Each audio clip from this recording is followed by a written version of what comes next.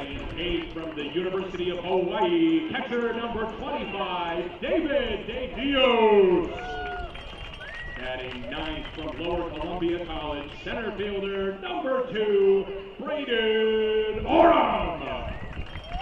And starting on the mound tonight for Ben from Gateway Community College, right-handed pitcher number 30, Dom Gusino. Ladies and gentlemen, please rise as you are able. Remove your caps for tonight's national anthem.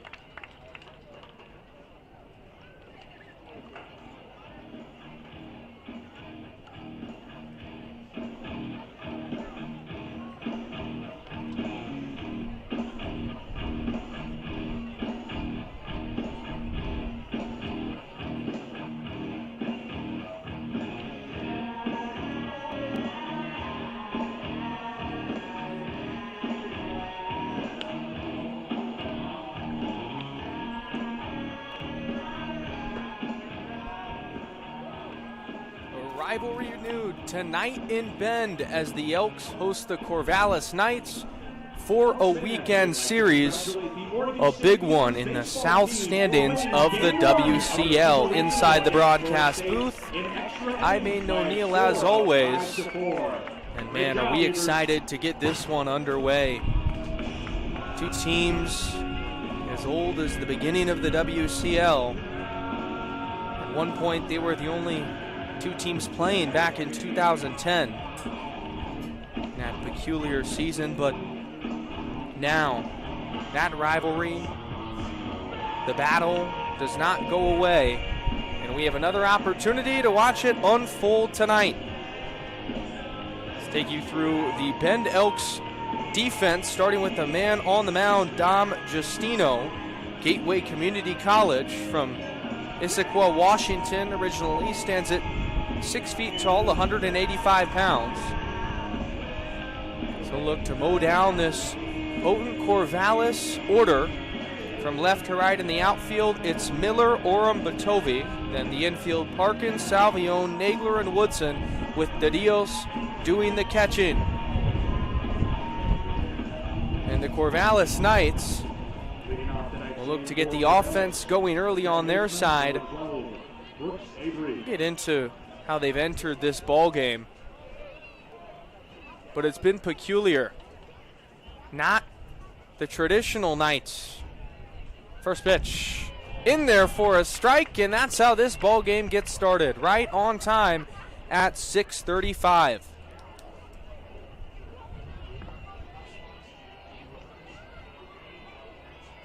Oh, 1 to the leadoff man, Brooks Avery, as it's fouled away to the right side, 0-2. It's Brooks Avery, then Quinn Dufort and Braden Mondo, 1, 2, and 3. The story with the Knights, they enter this game having lost 3 straight. And this is one of the more potent teams the WCL has ever seen. A lot call them the Evil Empire because of their winning ways. 0-2. Fastball outside corner, did not get the call, just a hair away, 1-2. Corvallis had a stretch where they just continued to win the league. And to start this year, it's been peculiar. 1-2 to Avery, the pitch. Rip to the left side, it's Salvione who will field and throw, and that's how this ball game gets started. It's a 6-3 putout. Salvione to Woodson. Justino settling in. Left fielder number 22, Win Dufort. Now it's Win Dufort, who's had one plate appearance on this young season. Only his second game played is that fastball, and he's filling up the zone on the outer third. But he got a hit in that one plate appearance. Also listed as a pitcher, so he'll do both, but tonight in left field. 0-1, Justino working primarily out of the stretch as he misses high and away for a ball. That one at 89. Justino has 3 pitches. That fastball will range from 89 to 91. Then a curveball, big drop off in speed, 76 to 78. And the changeup, 79 to 81. 3-pitch guy will use all of them. Just underway at Vince Guenna Stadium for game 1 of 3 between the Elks and the Knights. The pitch, fastball at the belt, just a bit up. Justino wondering where it missed. 3-1.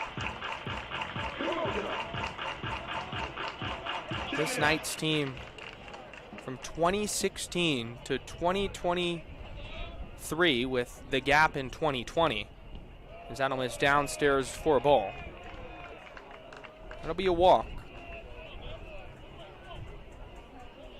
The Knights during that time span, though, won a WCL championship each season. Number 2, Pregame. 7 consecutive titles. Last year had the best record in the regular season, fell out in the playoffs, and this year have started 0-3. The first time since 2019 they can say that, and there's been plenty of glaring stats that have just been otherworldly. That fastball is in there to the new batter in Braden Mondo. The Elks will look to kick the Knights while they're down. An offense that has struggled on Corvallis' side. Check on the runner at first and Dufort. He's back diving. Braden Mondo batting .400 in 10 at-bats. That leads the team. As they'll check on the runner again, the throw one-hops Woodson and almost kicks away. Good job knocking it down from the Pepperdine first baseman. On the Elk side, for all of you that followed the recent road trip to Springfield, it was a rough one, a head-scratcher, as yesterday in an opportunity to take the series, 11 free passes allowed. 0-1 fastball, misses inside. 6 of those free passes came via hit by pitch, something you do not see every day. 5 via walk. That'll be an emphasis for pitching coach Jeff Brown, to not allow those free passes this series. Runner on the move, 1-1, chopped up the middle, right to Nagler, standing on the bag, he throws to first, double play! Right place, right time for Jace Nagler. And a perfect start for the Bend Elks as we head to the home half. No runs, no hits, and a double play to cap it off. We head to the bottom half, listening to Bend Elks U2, right here, Vince Guenna Stadium. I'd like to welcome John Houston Sr. to the ballpark tonight. Thanks for coming out to the ballpark, John, and have a great day.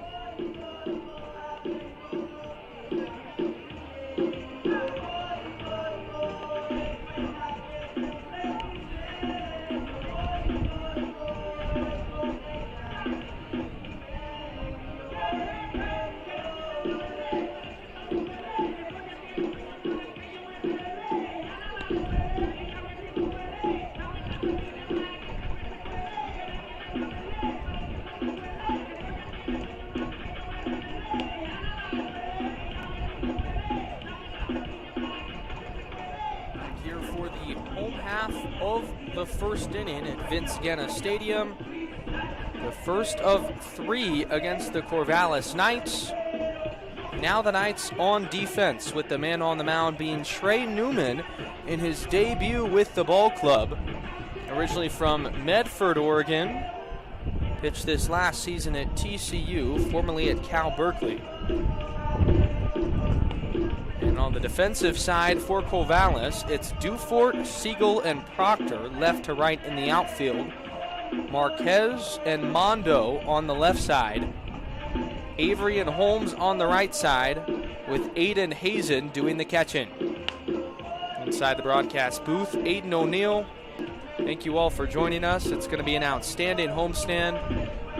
This rivalry is known to allow tempers to flare sometimes. There were multiple occasions last season where the bench is cleared. Nothing made of it. Just the scrum you see sometimes between squads, especially rivals. This just means more. Just want to address something. It feels like both teams didn't communicate regarding the jersey matchup, with both wearing black. You usually don't see that. First pitch home to Jace Nagler. It's right back to the pitcher Newman. He'll flip to Holmes at first, and that's how the offensive half of the inning for the Elks gets started. Now batting for the Elks, shortstop number 9, Vinny Salvione. Now time for Vinny Salvione, the shortstop for the Bend Elks. And despite the loss in Game 3, dropping the series to the Drifters, Salvione had a pretty special night yesterday. Fastball in there for a strike. Speaking on Salvione, he was 1 triple away from the cycle. His average now sitting at .389 on the season. 0-1 to the red-hot shortstop. Breaking ball just a bit in tight. Count even at 1. Caught up with Salvione pregame, his second year in Bend, originally from Portland. Make sure to go check that out on Bend Elk socials. 1-1, misses outside on the slider. 2 balls and 1 strike.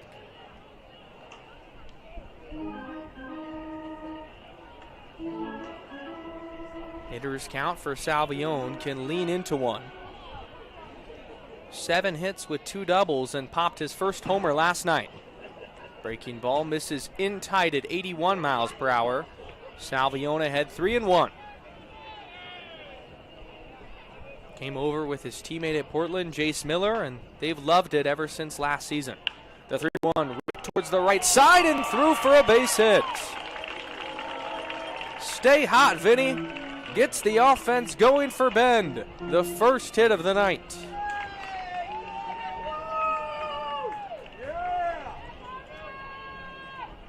Now batting for the Elks, designated hitter number 36, Easton Amundsen. Now it's Easton Amundsen's turn. Powerful lefty bat. First pitch misses in tight on the heater at 91, 1-0. Amundsen is tied for second in the WCL in runs batted in with 7. Been mashing in the middle of the order for the Elks. Another fastball, same result, misses in tight. 2-0 to Easton. Finished his last year at MSU Denver and now opening up his possibilities for his final year of eligibility. Salvione bluffs the steal. Big cut and a miss from Amundsen. Salvione took about 4 steps to second and then retreated. Looking to maybe force a back pick on Aiden Hazen. 2 balls and 1 strike. I'll check again. Salvione just gets back in there. Good move from Trey Newman. That one was close. Salvione may shorten his lead by half a step. Speed at first, though. The shortstop. 2-1. Amundsen chops it foul off his foot. Count even at 2.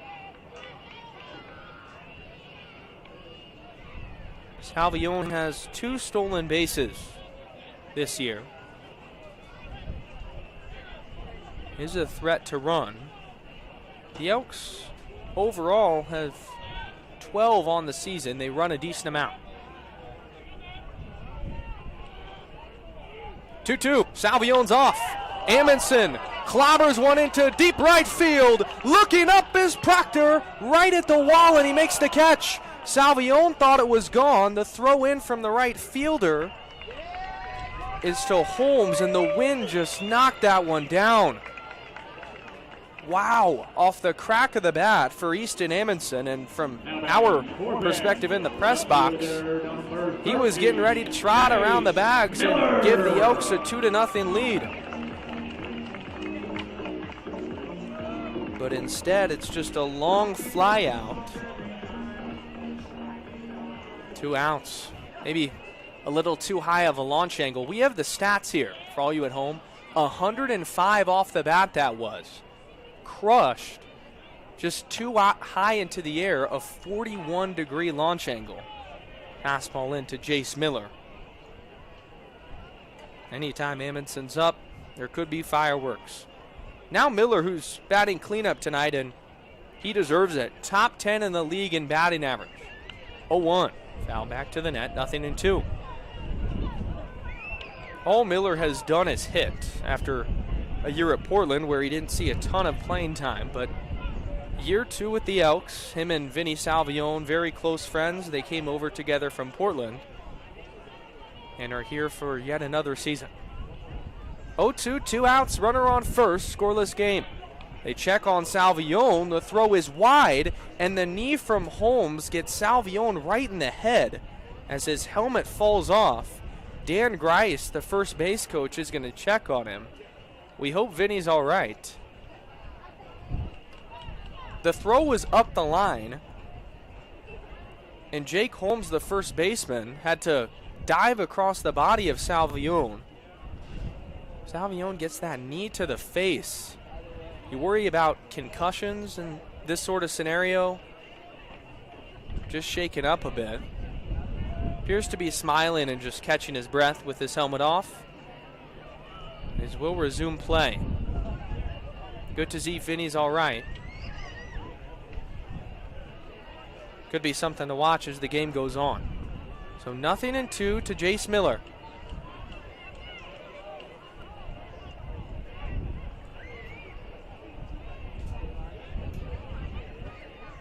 Pitch from Newman. It hit Miller. The breaking ball at 79 gets away from the right-hander. Jace Miller will head down to first.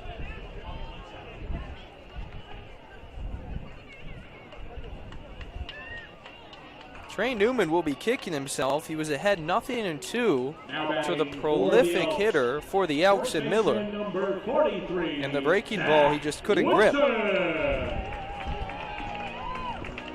Zach Woodson, first baseman from Pepperdine, will step up with a chance to give the Elks the early lead.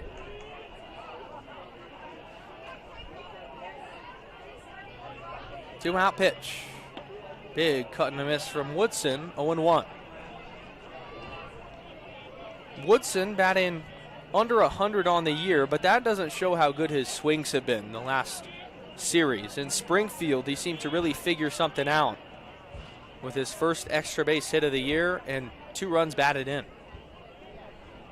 0-1, fastball misses down and in tight. And I think the trust in his at-bats have been reciprocated when you look at the lineup card. Then batting 5th tonight. A lot of trust from Alan Cox in this young first baseman slugger. 1-1, 2 outs, runners on first and second. Cued foul to the left, 1-2. Trey Newman, the man on the mound, standing at 6'6", 190 pounds. Big frame. Originally from Medford, like we talked about. But his season debut with Corvallis comes on the road in Bend. 1-2. Woodson rips it into left center field and down for a base hit. Salvione gets the go sign, rounding third. He will score. Miller's up to third, and Zach Woodson starting to feel it. It's 1-0 Elks.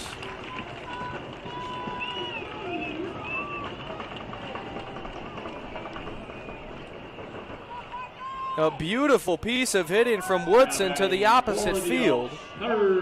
You know a player is locked in when they're able to go the other way. And that is just huge. You think about Bend yesterday, losing a heartbreaker 10-9 to Springfield on the road via walk-off fashion, to come out the next day and immediately strike first. Now it's Chris Parkin, the third baseman from Central Arizona. Pitch. Breaking ball in there for a strike on the inner third. That's Woodson's third RBI of the year.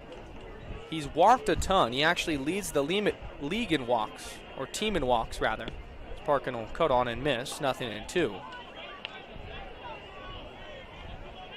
But the hitting, now finding its stride for Woodson. No balls, 2 strikes to Chris Parkin. Pitch, grounded foul. Parkin batting 111 in 9 at-bats. Coming off a good year in Central Arizona. Competitive junior college baseball.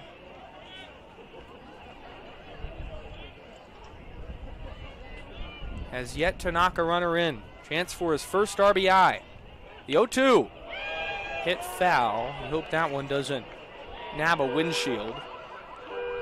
Actually, our last game here, a car went right through the back, or a ball rather, went right through the back of a car.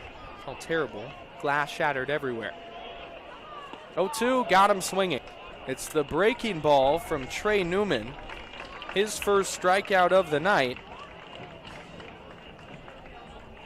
But Zach Woodson gets things going for the Bend Elks. An RBI single as the Elks carry a 1-0 lead into the second. Game 1, Friday Night Baseball right here at Vince Ganna. We'll be back right after this. If you'd like an opportunity to win a prize tonight, head on down to the team shop below the concourse and guess tonight's attendance. The fan with the closest guess to the actual attendance will win a prize, and the winner of the contest will be announced after the end of the 8th inning.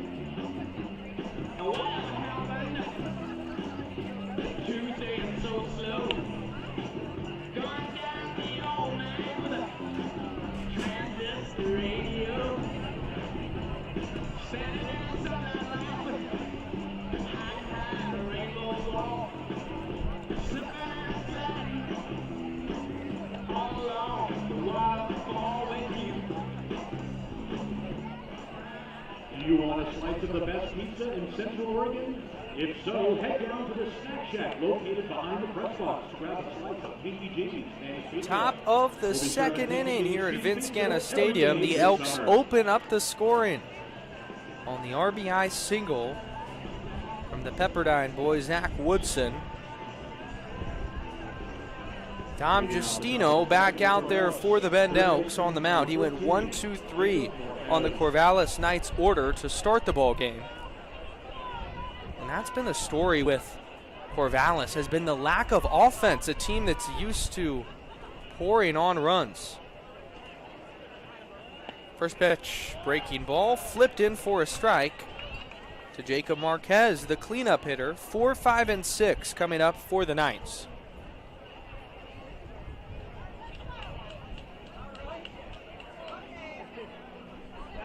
0-1. Grounded right back up the middle. Salvione dives, and it's through him into center field for a single. The first hit of the night for the Corvallis Knights.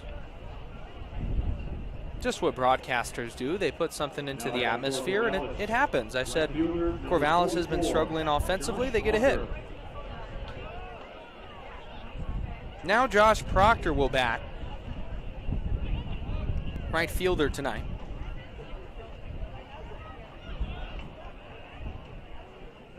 Justino paws, and the pitch. Grounded to the left side and foul.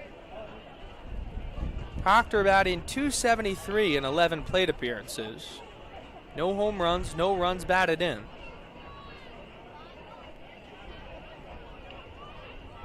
From Oregon State. Incoming freshman there. See a lot of Oregon State guys, obviously, with the Corvallis Knights playing at their home stadium. Marquez was back easily there at first.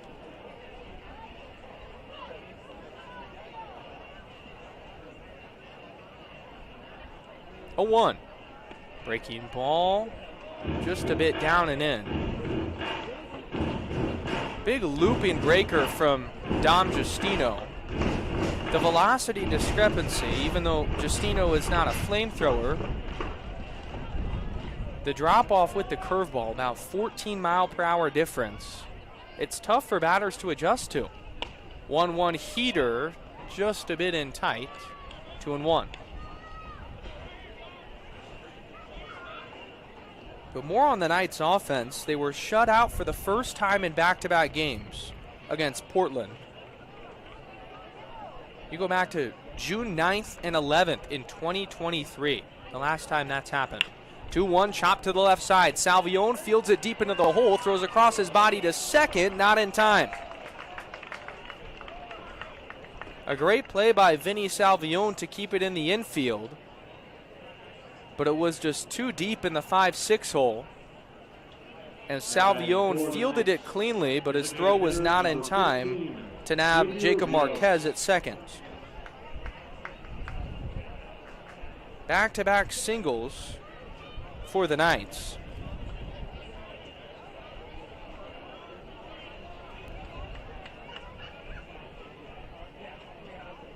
Now it's going to be Xavier Rios, tonight's designated hitter. Long look at second, and the pitch home. He'll square to bunt, pull it back, and take a strike at 84. Right at that bottom of the zone. Justino had one other appearance. It was in the blowout win over Ridgefield. Went 3 innings, gave up 4 hits, 2 strikeouts, no walks. 0-1. Fouled back to the net on the bunt attempt. And this is going to drive Corvallis nuts. The inability to lay down a bunt. Now 0-2. Likely going to call off the bunt.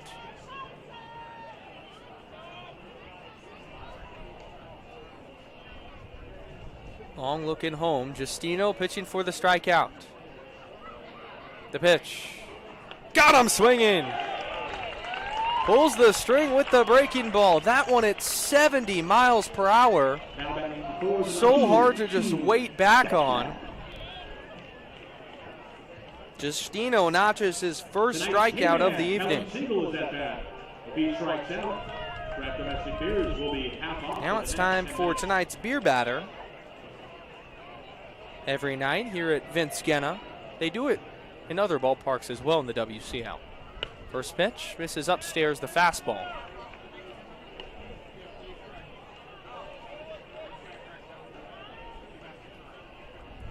Kellen Siegel, 10 plate appearances, only 1 hit to start the year, but does have a run batted in. 1-0. Ripped into left field. Deep, looking up is Miller, and this ball is gone. Kellen Siegel only had 1 hit coming into the at-bat, and he took a fastball up in the zone by Dom Justino and drove it out of here. It's 3-1 Corvallis. Now batting for Corvallis, first baseman number 30, Jake Holmes. Coming into the game, on the year, Corvallis was tied dead last in runs scored with 3. Only Cowlitz had the same amount.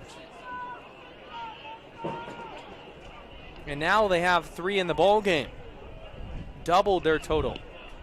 And fastball down and in tight to Jake Holmes, the 9-hole batter.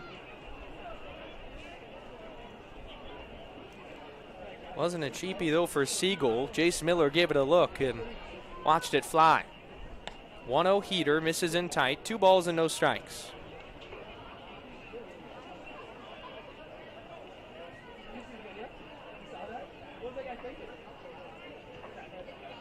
Justino's first start of the year now has to pitch from behind. 2-0, fastball is low.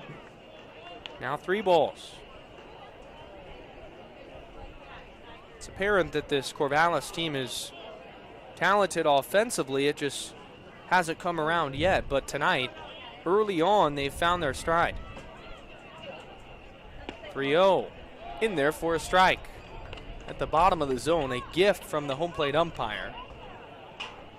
Our umpires tonight, Brandon Lane behind home plate, and doing the bases is Lucas Nally. 3-1 fastball, just a bit in tight, and that will be ball 4. The second walk that Dom Justino has allowed gives Corvallis another base runner.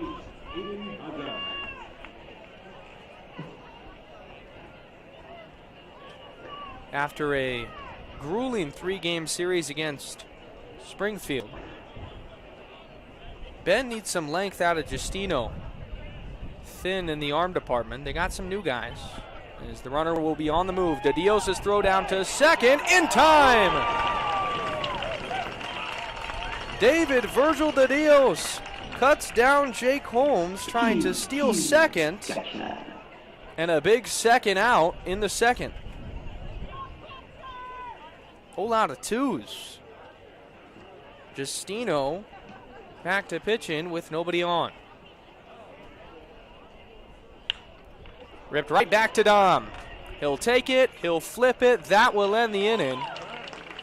But a frustrated Dom Justino will walk off with a mere shake of the head after giving up the 3-run blast to Kellen Siegel. We head to the bottom half. Elks looking to answer right here on Bend Elks YouTube. The Elks would like to welcome the OSU Cascades Event Council to the game tonight. Thanks for coming out.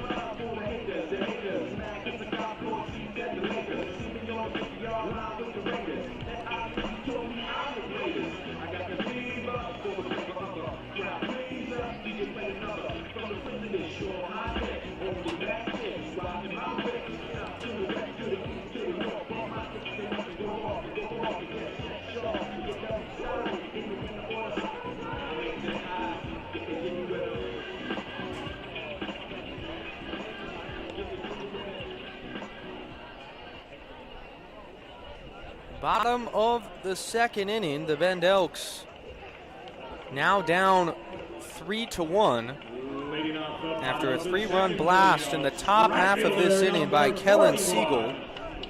Tonight's 7-hole batter for the Knights.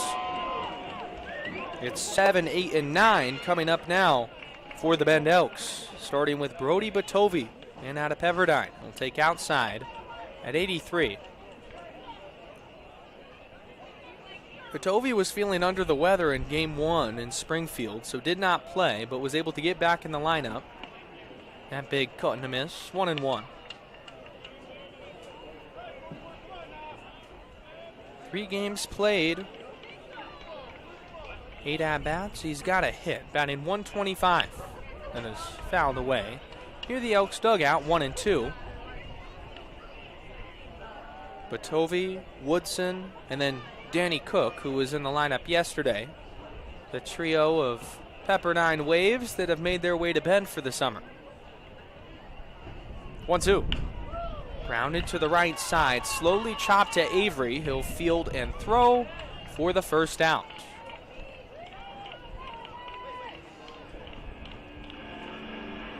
Now batting for Bend, catcher number 25. Now it's David Virgil de Dios.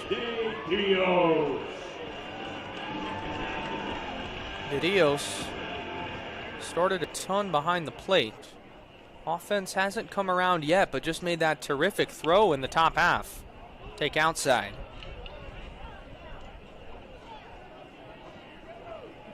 Been improving though, and had an impressive batting practice yesterday. 1-0. Cut on and foul, 1-1. Your base coaches tonight for the Elks, Johnny Kemp down there at third. And Gricey down there at first. 1-1, breaking ball, outside. Last night, Virgil de Dios and closer Matt Elliott had a cross-up late into the game that was crucial, pivotal point. That 2-1 is swung on and missed. And those miscues in the ninth are really what cost Bend the game. They'll be looking to wipe it here in this series opener. Now 3-2. Braden Orem, the 9-hole batter, on deck. De Dios looking for a hit on Trey Newman. Newman paused and the pitch. 3-2, got him swinging. It's David de Dios' 6th strikeout of the year. Now batting for the Elks, center tonight for Newman, his 2nd. Braden Orem. Now Braden Orem's turn. First pitch. Orem takes up top. Speedy outfielder from Lower Columbia Community College. Batting .143. The 1-0, big bender, misses up top, 2-0. Orem, a guy that last night almost made a heroic play in the outfield. Bases were loaded in the ninth. He sprawled out, Superman dive to his right. It just got past his glove. 2-0, misses low, 3 balls. He was telling me pregame that I couldn't sleep last night. It was tough to shake off. But just, man, if he were to hold that in, it would have been Sports Center top 10 worthy. 3-0, 4-pitch walk to the 9-hole batter. Braden Orem gives the Elks a 2-out base runner. Now back to the top of the order. Second baseman number 14, Jace Nagler. First walk for Trey Newman on the mound. And it truly couldn't have come at a worse time. Now Jace Nagler. The pitch misses down as the runner in Orem got off a big secondary lead, but scurried back. Would be a good time with Orem's speed to maybe try a steal. Orem, no steals on the year, but one of the fastest players on this team. As they think the same, Corvallis picks over. Once again, Holmes, while trying to catch that one up the line, almost kneed Orem in the head, as he did Salvione earlier. The 1-0. Nagler chops this one down the left field line. It's rolling foul, and man, if that stayed fair, it would have been an easy infield single. Now he'll walk back. Salvione will be courteous and grab his bat for him. 1-1, 2 outs. Jace Nagler, his first time through, grounded out back to the pitcher. That opened up the ball game. Nagler, also from Lower Columbia Community College, just like the man on first base in Braden Orem. 1-1, big cut and a miss on the breaking ball.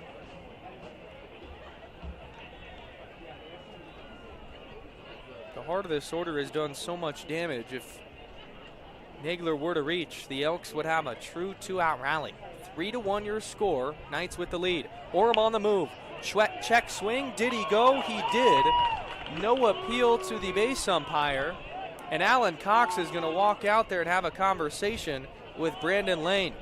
For the Elks in the bottom of the second, no runs on no hits with one. So is third base coach in Johnny Kemp, and this frustration stems from no appeal from Brandon Lane. Unless you are absolutely positive that one is supposed to go to the base umpire and Lucas Naley. So Allen will have a couple words with tonight's plate-up, but nothing made of it. Frustrated end to the second. We head to the top half of the third. Corvallis leads 3-1.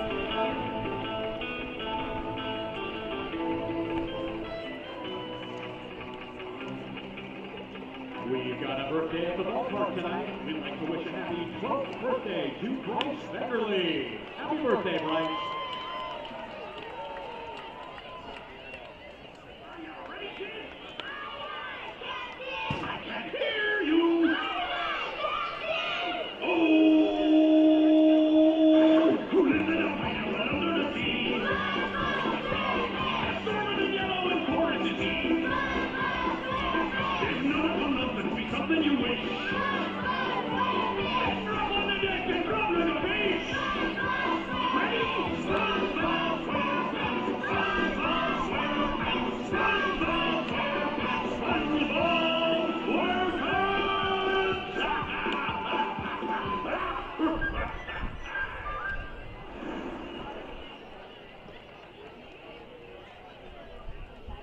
Top half of the third inning here at Vince Guenna Stadium.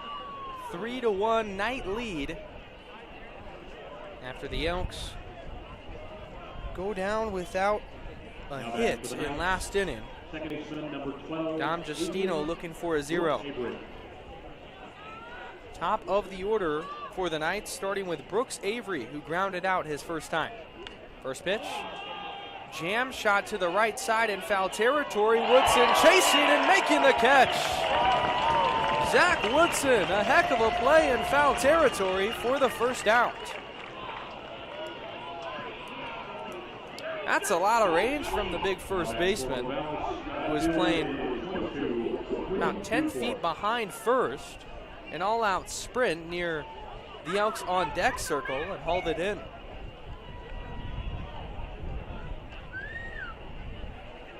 With 1 out, and now Quinn Dufort, who walked his first time, the lefty, adding in the 2-hole. Pitch from Justino. Breaking ball, just a bit low.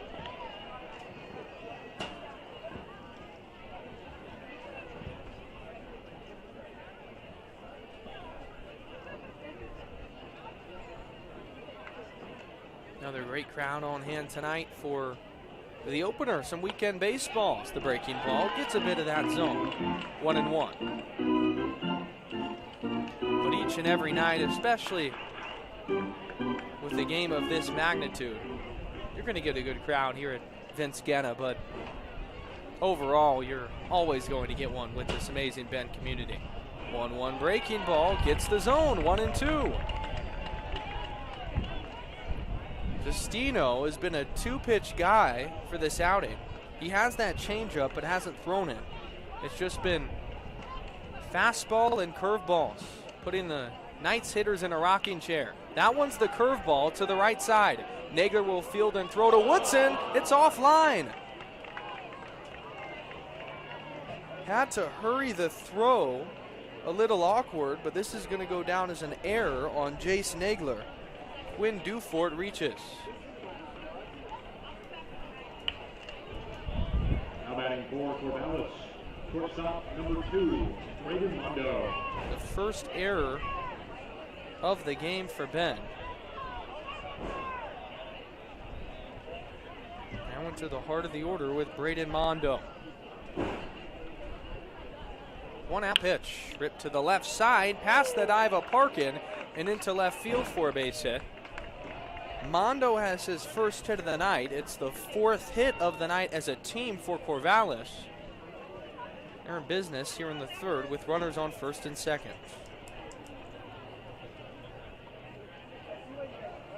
Now batting for the Knights, Justino has number 13, Jacob left too many pitches in the heart of that zone. The Corvallis Knights have been ready and taken advantage. Their offensive struggles just haven't been seen so far in the series opener. Now Jacob Marquez, who singled his first time. Fastball upstairs, got the swing, 0-1. The ground ball gets the Elks out of it and gets the bats back into the dugout. Bend had their first series of the year a week ago in this building. A week ago to the day, we had an awesome home opener, a game the Elks dropped 2-1, but the crowd was just outstanding. 0-1, breaking ball upstairs.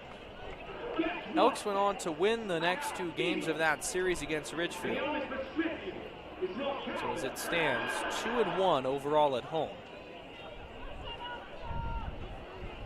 1-1, 1 out, runners on 1st and 2nd. Justino looking to escape. The pitch. Breaking ball in there for a strike. Right at the belt.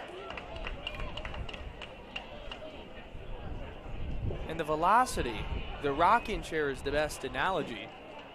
Going from high 80s on the fastball to low 70s on the breaker. So tough to wait back and then speed up. 1-2. Just a bit away. 71 miles per hour. Look to buckle the knees of Jacob Marquez. Marquez from Lewis Clark State College.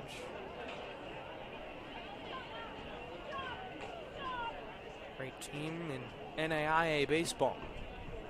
The 2-2. Got him swinging. Pulls the string with the breaking ball at 72 for the 2nd out of this 3rd.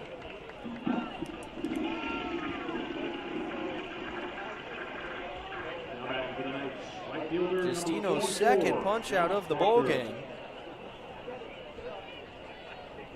Now it's Josh Proctor. Proctor singled in his first at-bat. Was a part of the rally that was capped off by the homer from Siegel. That breaking ball misses up top. Justino was a workhorse this past year at Gateway, over 60 innings pitched. And currently uncommitted for next season. 1-0. Back to the breaker, misses down, 2-0.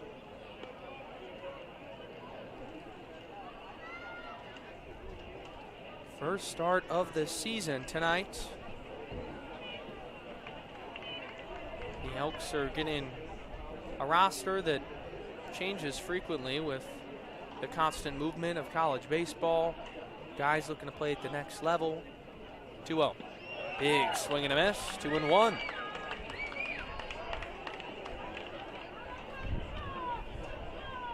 Probable for tomorrow, Eric Pajunas, the Michigan man, will be on the mound, and likely John Paul Sauer for the Elks in Game 3. 2-1, 2 outs, runners on 1st and 2nd, 3-1 Knight lead. The pitch. flared into right field. Coming in is Batovi. He'll reach up and make the catch. Nice play from Brody. As the top half of the third inning is a 0 for Dom Justino. Heading to the bottom half. Elks trail by 2 right here on Bend Elks YouTube. We've got a graduate here tonight. We'd like to congratulate Shasta, a Bend High graduate, and a special welcome to Yana and Nana, who've come all the way from Denmark to celebrate Shasta's graduation.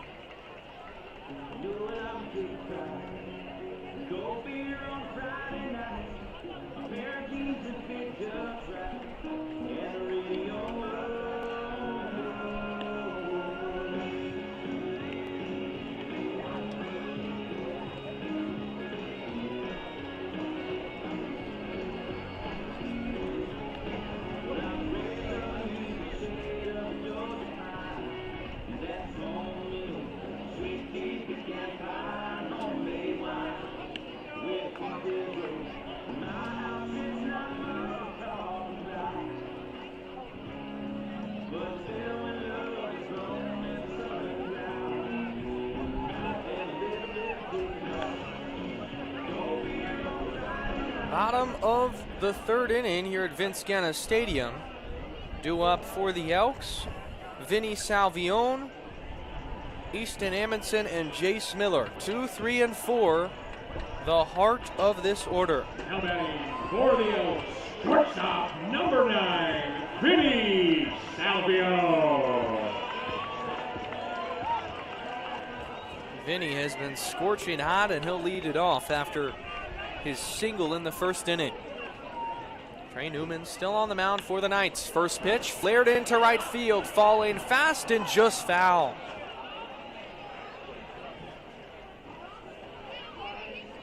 Both Holmes and Proctor were converging in that Bermuda Triangle down the right field line.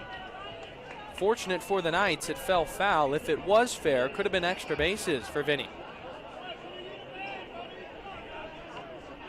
Salvione, calm demeanor, just goes about his business. Cemented in the order almost every game for Ben. That one's driven into left center field, and it's caught by the left fielder Dufort. A nice play in the alleyway. So Salvione is retired.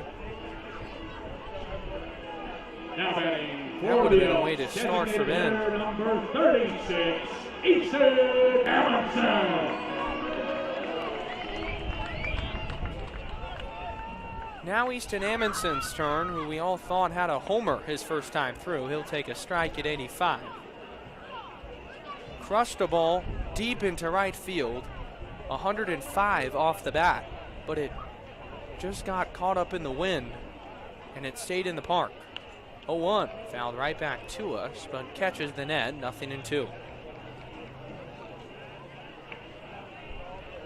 Amundsen at MSU Denver had 30 homers and a 900 OPS. That 5th year of eligibility for him will likely be with a big-time program.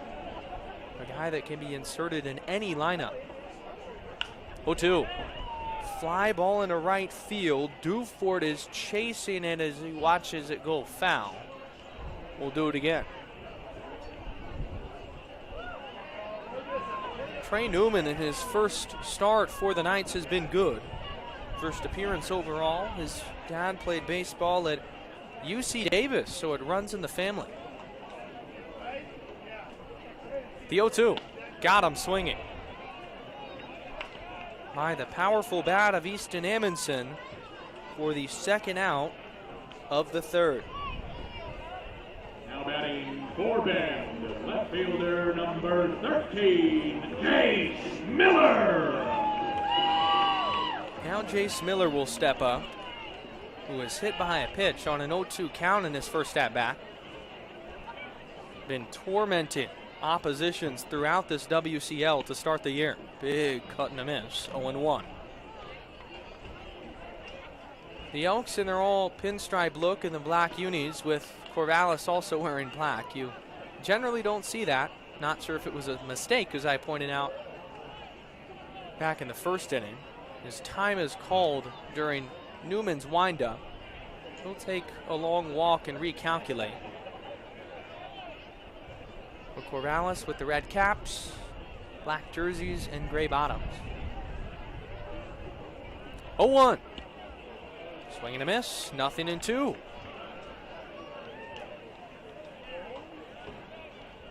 Miller were to reach. Zach Woodson's on deck. Woodson, who's responsible with the lone run of the game for Bend.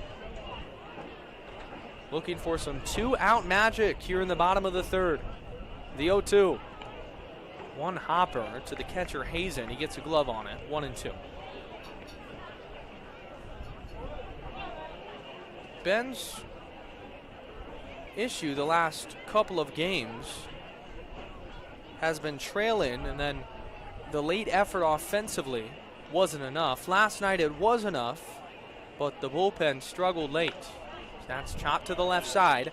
Fair ball. Marquez across the diamond. Jace Miller, an infield single. Legs it out with the speed.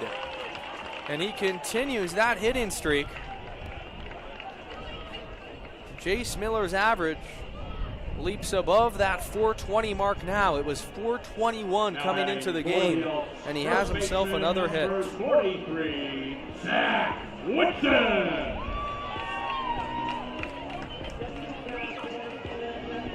Get Zach Woodson to the dish, representing the tying run here early. Pitch in tight at 91. Attempt to backpick Miller. The throw is high, but Holmes is able to catch it at first. Another look with 2 outs, where the Elks may try to steal second.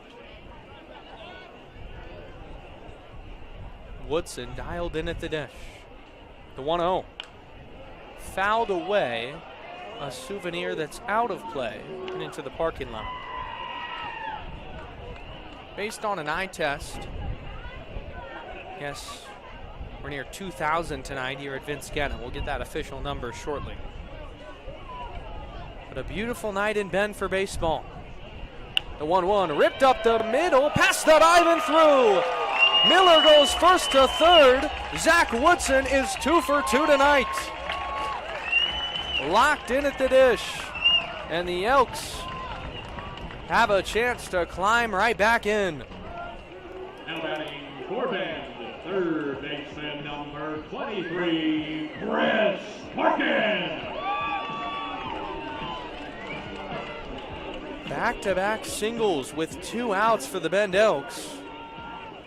Brings Chris Parkin to the plate, who's looking for his first RBI of the year. And before that, we're going to have a mound visit.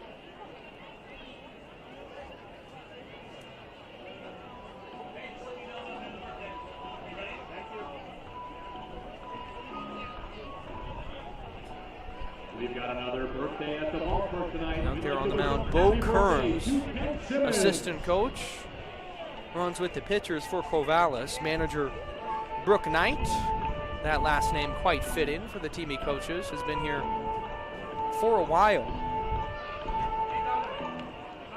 Has been a part of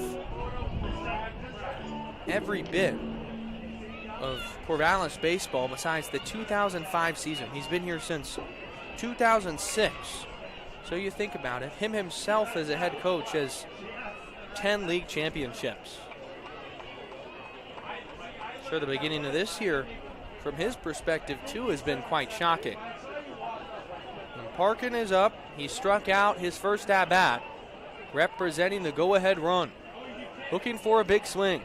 The pitch fouled away. The elbow guard comes flying off of Parkin, as he'll now just discard of it and resume the rest of his at-bat. Brody Batovi's on deck. David DeDios in the hole.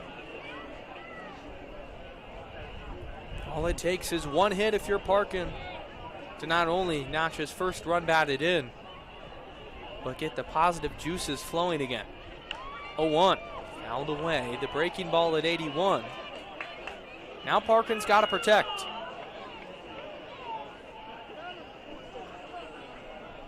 Back in the first inning, despite the Elks pushing across a run, they left 2 on base. And it's a similar situation here.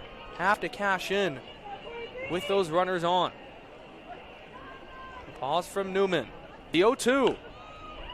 Sprayed foul and out of play down the right field line. Parkin gets another shot.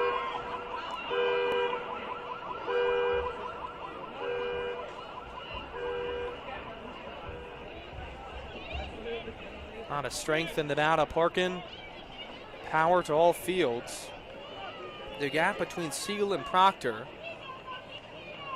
call it the 8-9 hole wide. Ball to right center would do the trick. They'll check on the runner. Pickoff is close, and just getting back in there is Zach Woodson. Getting picked off with 2 outs would be disastrous, as that one was awfully close.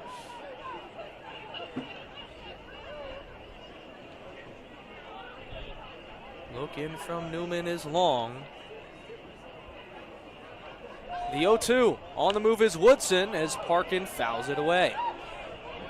Good battle here, fouling off some tough pitches from the Elk third baseman. The longer it goes, the more this crowd gets into it, the higher chance that Parkin gets a miss over the middle. Staying alive, ringing throughout Vidskenna. 0-2 again. Chop to the left side, through the 5-6 hole. It's an RBI single for Chris Parkin, who comes through with 2 outs. 3 consecutive singles for the Bend Elks. As they're right back in it, 3-2. The first run batted in for Chris Parkin on the year was hinting at how big that is. A man who has so much power and hit tool, struggled at the plate, but just a dribbler, not hit too hard. 82 through the left side, finds the outfield grass and does the trick. Newman still in trouble, runners on first and second for Brody Batovi. Pitch, Batovi drives this into left center field. They're going to watch it flying off the base of the wall. Woodson's in to score. Behind him is Parkin. He will score. Brody Batovi, a 2 RBI double, and the Elks lead it home.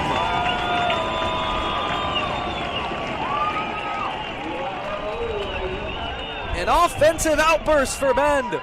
4 consecutive hits. And that might be the night for Trey Newman on the mound. Long walk out from Brooke Knight. And the 2 dudes go to school in SoCal. Zach Woodson knocked home a run in the first. And Brody Batovi, big swing into left center. Newman departs.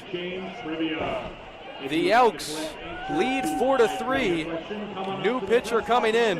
New life in Scana Stadium. We're back right after this. Our question: Barry Bonds won the most MVP awards in Major League Baseball history. How many MVP awards did he win?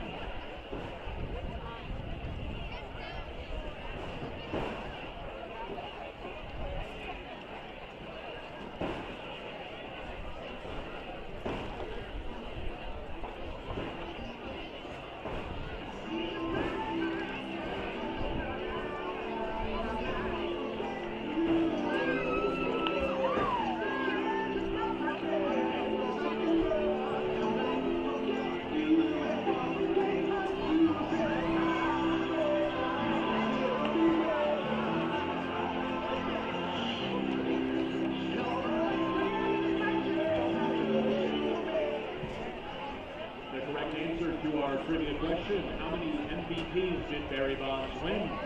7 was the correct answer.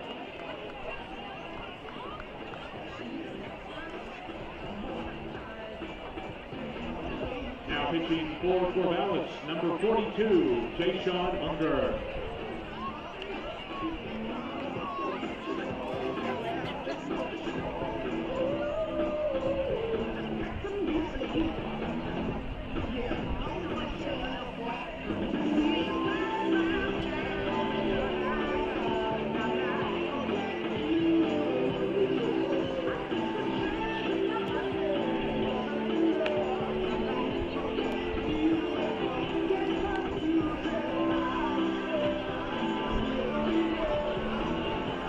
Runs in for the Bend Elks, and they're looking for more after the 2 RBI double from Brody Batovi. New pitcher into the ballgame. It's Jay-Sean Unger from the University of Nebraska-Lincoln. Unger has thrown 2 innings in the WCL. In that 1 out and 3 hits allowed and 1 run allowed. David Virgil de Dios up. The pitch, fastball outside at 91. After surrendering 3 runs in the top half of the second, fast forward to the bottom of the third, the Elks have 3 of their own. De Dios struck out his first at-bat. The 1-0, grounded to the left side. It's Mondo who will throw to first. Throw is low, racing, and that will be the 3rd out. Batovi with good base running. If that ball just kicked away from Holmes, Batovi would have scored easily. But Unger comes into the game and does his job. A quick 1 out. The Elks a 4-3 lead, headed to the top half of the 4th. Dom Justino back on the mound right after this. 1, 2, 3, go!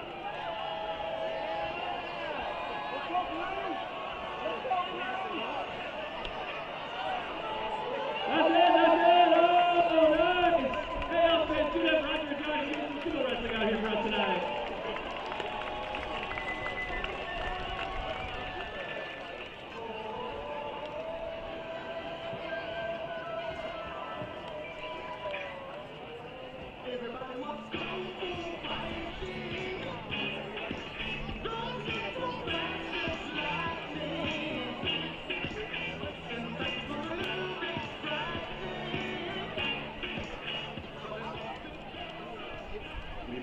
Birthday at the ballpark tonight. We'd like to wish a happy 11th birthday to Leona Van Guteren. Happy birthday, Leona.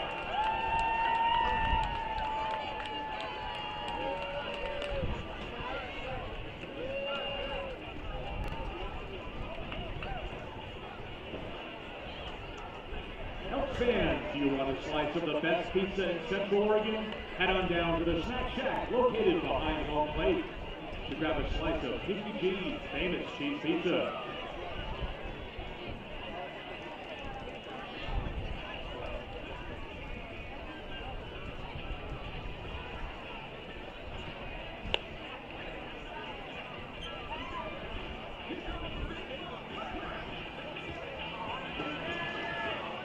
Top of the 4th inning here in Bend. Rivalry baseball renewed, and it's been a treat thus far. 4-3 Elks lead. 2 crooked numbers from both squads. The Knights, that was their 3 spot in the second, and for the Elks, their 3 spot in the third. It's 6, 7, and 8 coming up for the Knights, starting with Xavier Rios. Breaking ball hit him on the first pitch. A 71-mile-per-hour dropper. Now batting for Corvallis. Hits Rios on the back of his numbers. And after scoring a 3 spot, not an ideal start for the Elks. Elks fans, if he strikes out, you get draft domestic beers half off. Now it's Kellen Siegel, who had the big fly back in the second inning. Only his 2nd hit of the season in 11 plate appearances, but it was a big one. Pitch, fastball, misses in tight. De Dios loses it for a moment, but regathers.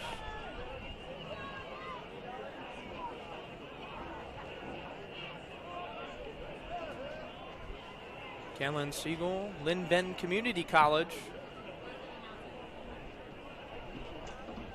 1-0. Rip to the left side, this could be 2. Parkin to Nagler, around the horn, not in time. They get the force out at second, but cannot nab Siegel on the back end. Now batting for Corvallis. It'll go down as a 5-4 putout for the first out of this fourth. Everybody clap your hands.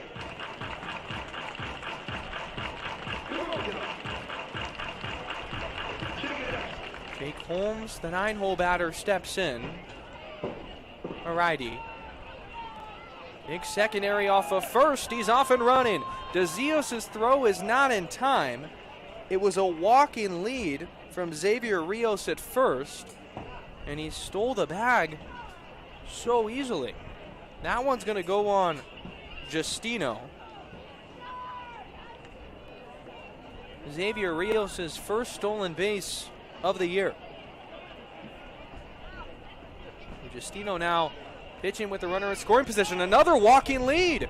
Throw is in the dirt, and it's another steal for Xavier Rios. He goes first to third on 2 pitches simply because of Justino's inability to hold on the runner. And just like that, Jeff Brown will go and have a talk.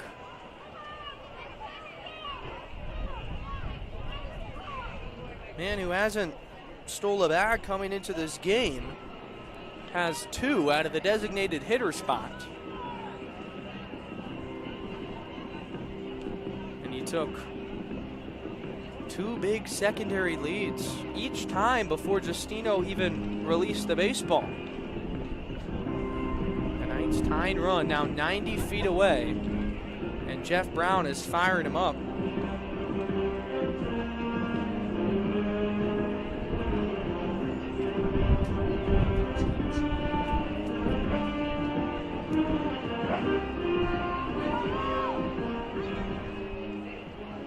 Correction, runner on third is Kellen Siegel with the force out there.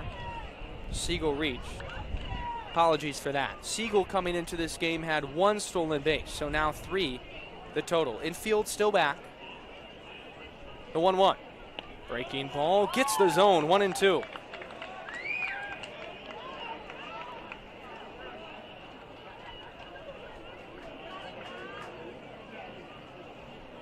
Justino pitching for the strikeout. Siegel the man on third as he'll step off and reset.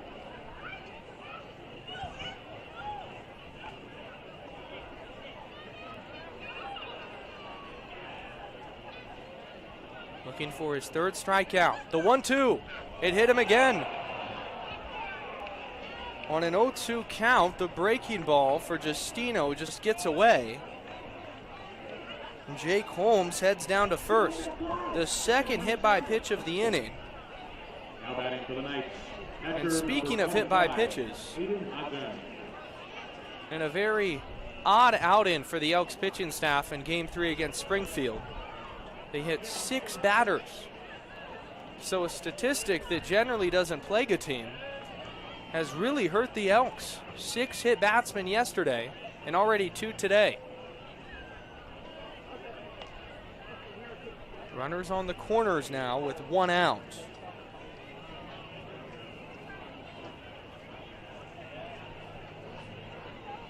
A double play gets the Elks out of it. Corner infield playing normal depth as well. The pitch, curveball just down.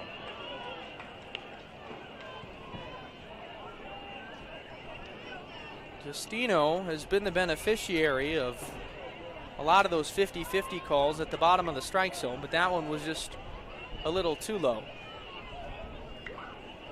The 1-0. Runner on the move. DeDios' throw is faked, and it's going to be a steal for Jake Holmes. It was just a bluff from DeDios with runners on first and third, and now the Knights have 2 runners in scoring position.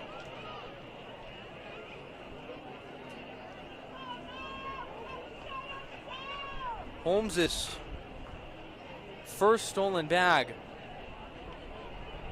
on the season, the first baseman. Now the infield about 3/4 of the way in. a man in the bullpen warming in Elijah Knowlton. As a pitch clock violation was called on Dom Justino. Waited too long.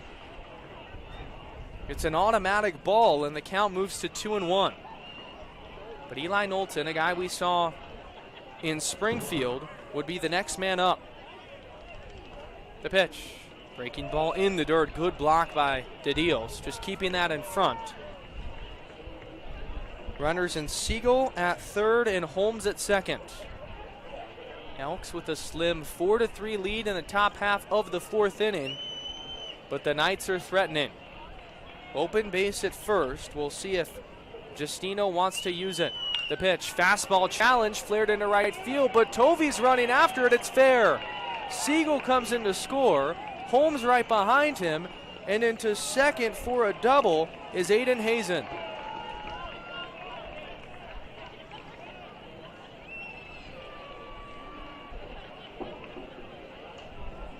Now batting for Corvallis, second baseman number 12, Brooks Avery.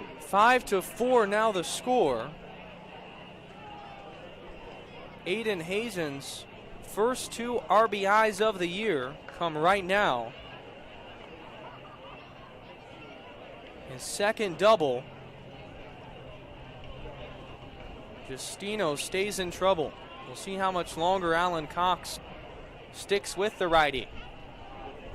Back to the top of the order with Brooks Avery. The runner on second in Hazen. Pitch. Popped up to the right field line and out of play. That one at 85. Velocity for Justino has been down a little bit tonight. See that generally around the high 80s, but it's been more of the mid 80s here on Friday. 0-1, 1 out. Knights with 5 hits to the Elks 6. Dancing off of second is Hazen. The pitch home. Outside for a ball.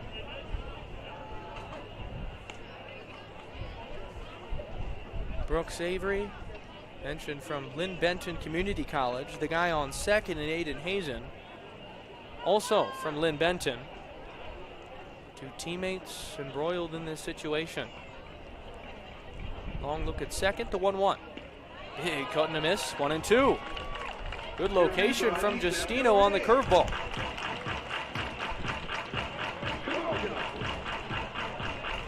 How the game is trending, surely there's more runs scored. Elks just need to limit that damage.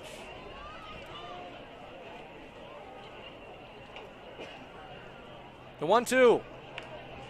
Flared into right at Woodson. He'll make the catch at first. Just as good as a strikeout for Dom Justino. Now 2 outs.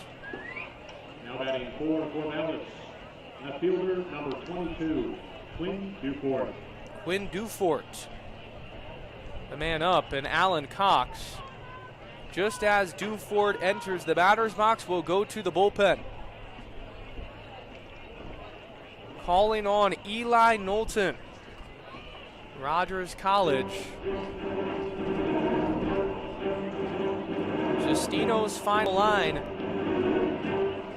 yet to be officially decided, with his runner being on second and Aiden Hazen. What we do know, it's 3 2/3 innings pitched. It's time for some more pitching change trivia. Again, if you have the correct answer, Justino departs. Elks fans giving him some encouragement. I'm sure Justino wishes things went a little differently tonight. Eli Knowlton looking to pick him up out of the bullpen. Still in the top of the fourth inning with 2 down and a runner on second. Dean O'Neill right here on Bend Elks YouTube after this. Now pitching for the Elks from Edmonds College, number 34, Eli Knowlton.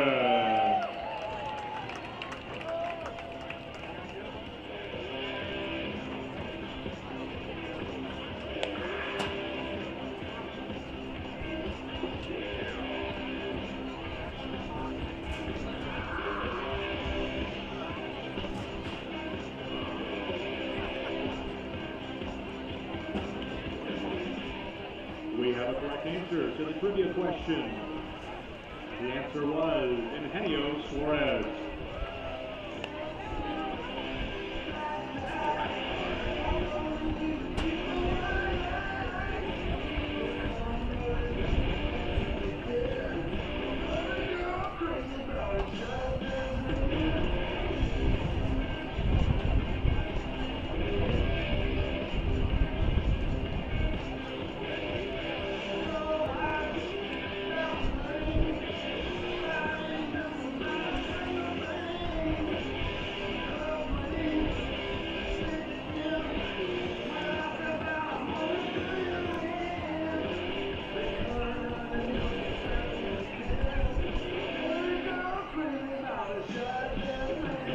Knowlton in and will face the batter in Quinn Dufort. Walked his first time and reached via the Jace Nagler error, the lone error of the ball game, back in the third. Aiden O'Neill here with you all night long. A 5-4 Knights lead. Their sixth run potentially on second in Aiden Hazen. Knowlton looking to get out of it. The pitch. Fastball chopped off the foot and foul, 0-1.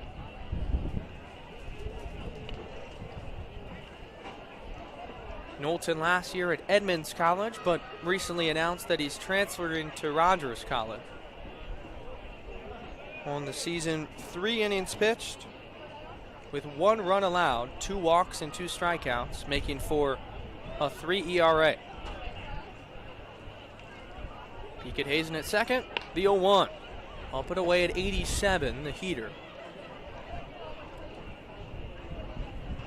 Knowlton got some work in the Springfield games and extended relief. Gave Ben the opportunity to win game 1, which they did of that series. 1-1.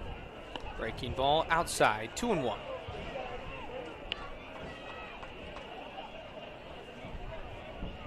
Quinn Dufort, University of Portland player, like Vinny Salvione formerly, and Jace Miller out there in left field. So another guy wearing number 22, and Nolan Miller with the Drifters, also from Portland. 2-1, fastball in there at the belt. Knowlton gets a gift up and away.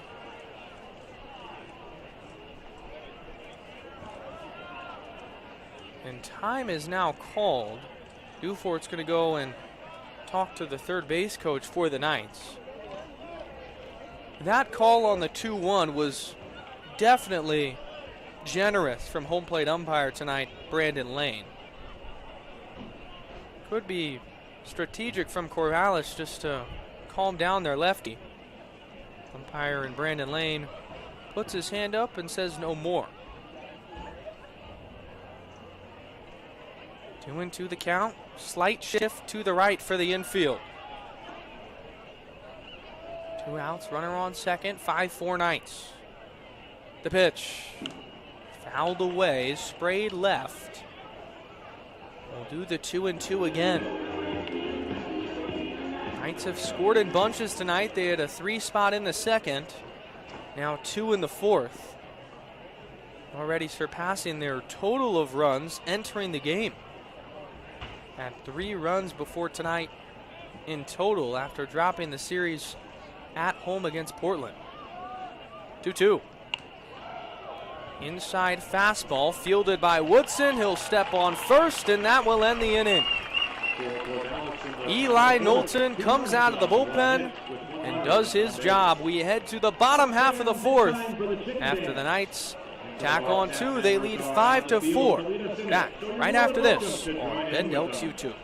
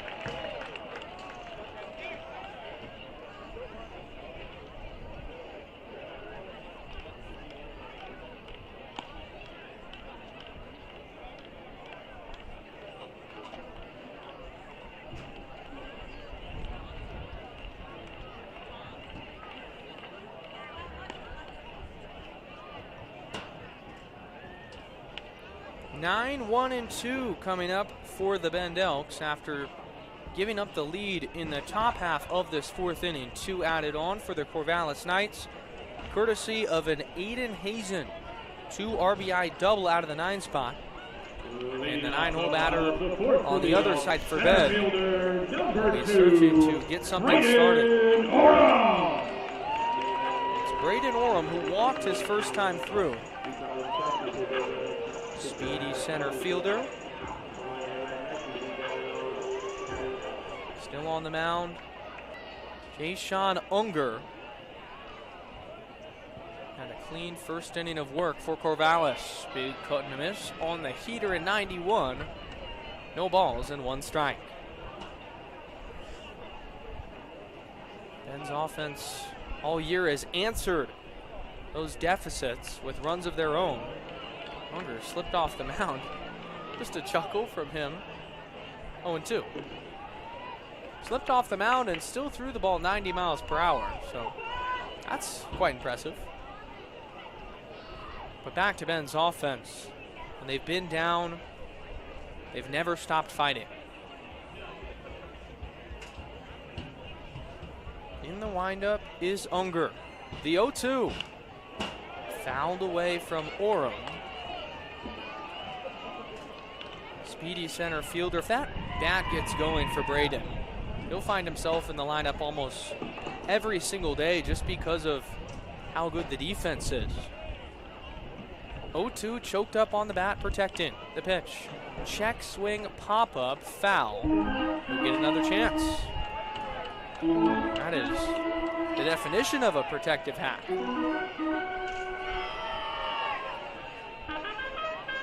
Utility man. That wind blowing right to left. If the ball is pulled, it will carry to left field. Grounded to the right side, cued to Holmes. He'll take it to first himself for the first out. 3 unassisted on that play. Now it's Jace Nagler's turn. 14, Jace Nagler. Nagler is 0 for 2 tonight. Started off this season scorching hot in the Ridgefield series as one of the more productive players. Cooled off a tad against Springfield, so looking to get back on track. Fastball misses up top at 91.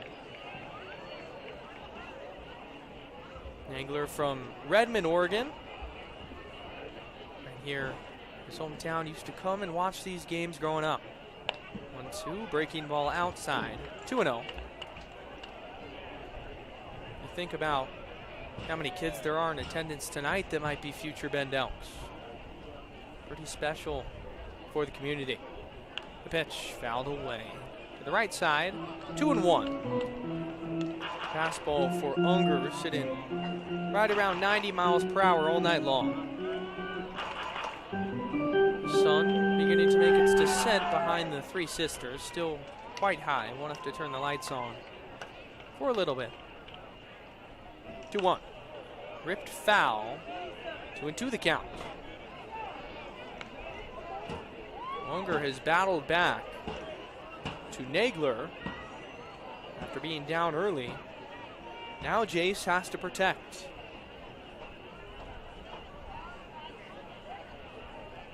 The 2-2. This is up top, 3-2. Nagler were to reach. Vinny Salvione on deck. The hottest hitter at the moment for the Elks. Full count delivery. Outside, ball 4. That'll work. Jace Nagler down to first. A 1-out walk, but speed on the bases. Shortstop, number 9, Vinny Salvio. Vinny's turn. After his single back in the first inning, he flew out his last time, just got under it. But so locked in that even the outs are hard contact. Nagler leads off first, secondary, the pitch in the dirt, squirts away from the catcher Hazen. Nagler's up to second, and the Elks have the tying run in scoring position.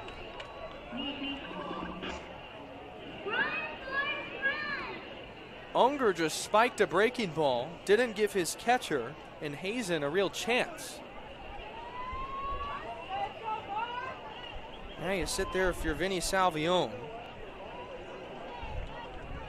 And it's another opportunity for a run batted in. Has 3 RBIs so far this year. That Springfield series really got him right. The pitch. Fly ball into right field. Running towards the line as Proctor falling fast, just foul.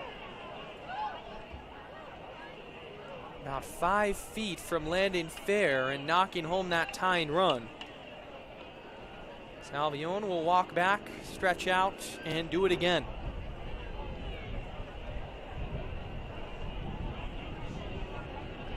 See, Proctor playing in deep right center field. Anything down that right field line is difficult for him to range so far and make a play.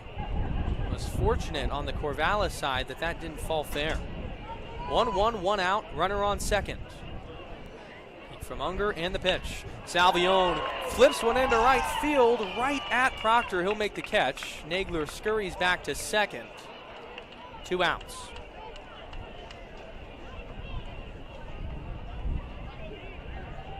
Now batting for Ben. Proctor was playing in right field, almost expecting that exact result.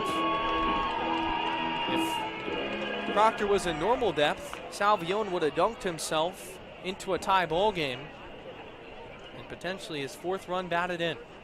Now it's Easton Amundsen, who's 0 for 2 tonight. The pitch, big cut and a miss, 0-1. Amundsen in his first game as an Elk was outstanding in the first series, hit the first homer of the year for Ben to deep left field.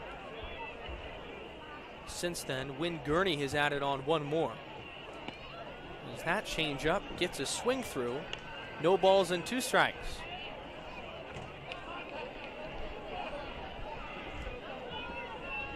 Amundsen has to protect. A gifted 2-strike hitter. The Elks don't want to leave another runner in scoring position. Chance to tie the game. The 0-2 got him swinging. Amundsen offers at the pitch down and away and swings right through it. The second time he's been down swinging tonight.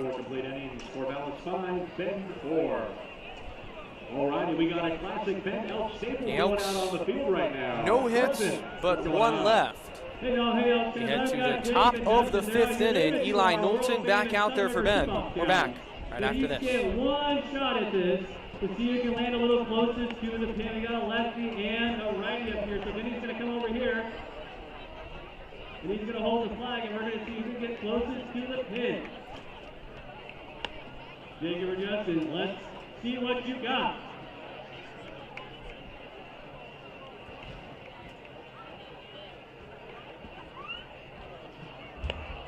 Well turned. Don't leave it short.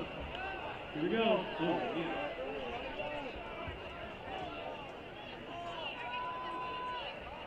Wow. Everybody give it up for Jacob Justin, our Silver River Kickoff Challenge.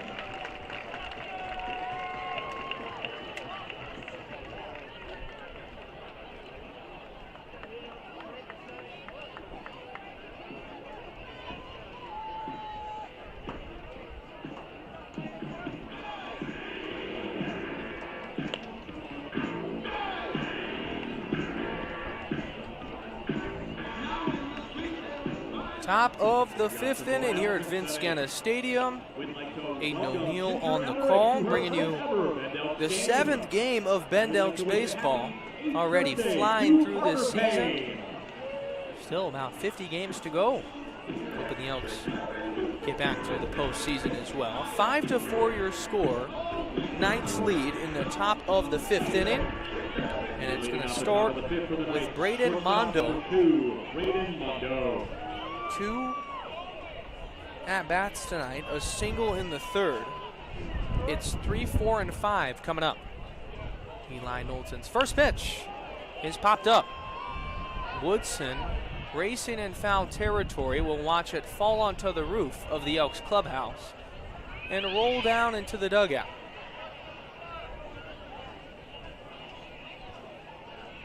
Mondo's 1 for 2. Knowlton threw a third of an inning. He came in for Dom Justino with 2 outs in the 4th and got the next batter right away. As the 86-mile-per-hour heater misses up top.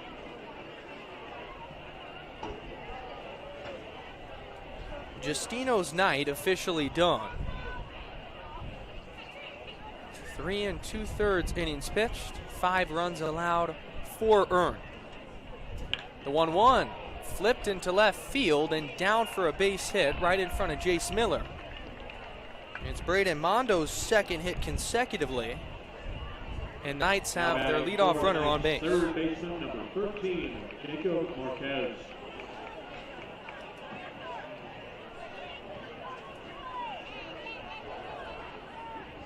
Jacob Marquez steps up.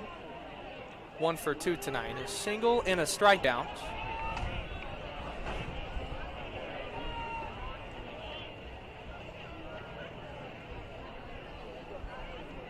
Knowlton will check on the runner. Nothing doing over there for Mondo. Got by Parkin, backing up the throw from Woodson. Marquez had his first hit of the season back there in his first at-bat. There's that fastball. Gets the outside corner for a strike. It's early for Marquez. In his second game played tonight. Lewis Clark State College, the lefty.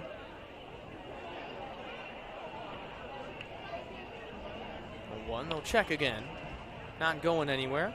Lewis Clark State, NAIA, but known for producing a lot of MLB talent, draft picks galore. They really run that sector of baseball for their division. 0-1. Ripped into left field. Miller a couple steps back right in front of the track. He'll reach up and make the catch. Throws to Salvione high, but Vinny knocks it down. 1 out in the top of the 5th. Mondo stays at first. Now batting for Corvallis, right fielder number 44, Josh Proctor. Josh Proctor, the batter. 1 for 2. Oregon State, ground ball for the Elks, gets them out of this inning. Check again. Knowlton has been keeping Mondo very close. Braden Mondo with 2 stolen bags on the year, so he will run. He waggles his arms in front of him. Normal lead off of first. The pitch, fastball outside, 1-0. After the 3-1 start for the Bend Elks, they've lost their last 2 games, dropping them to the Drifters. I feel like tonight is a get-right game for both teams, with the Knights coming into tonight 0-3. 1-0 fastball, cued foul.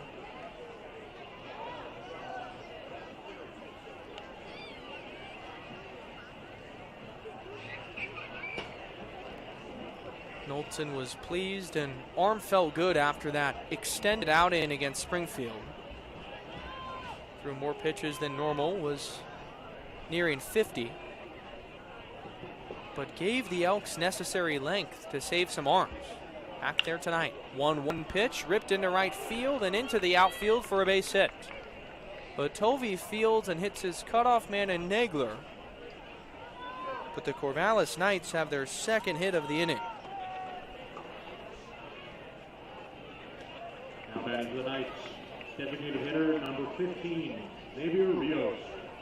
Xavier Rios was hit by a pitch. His last at bat, steps in. Rios hailing from Cal State Northridge.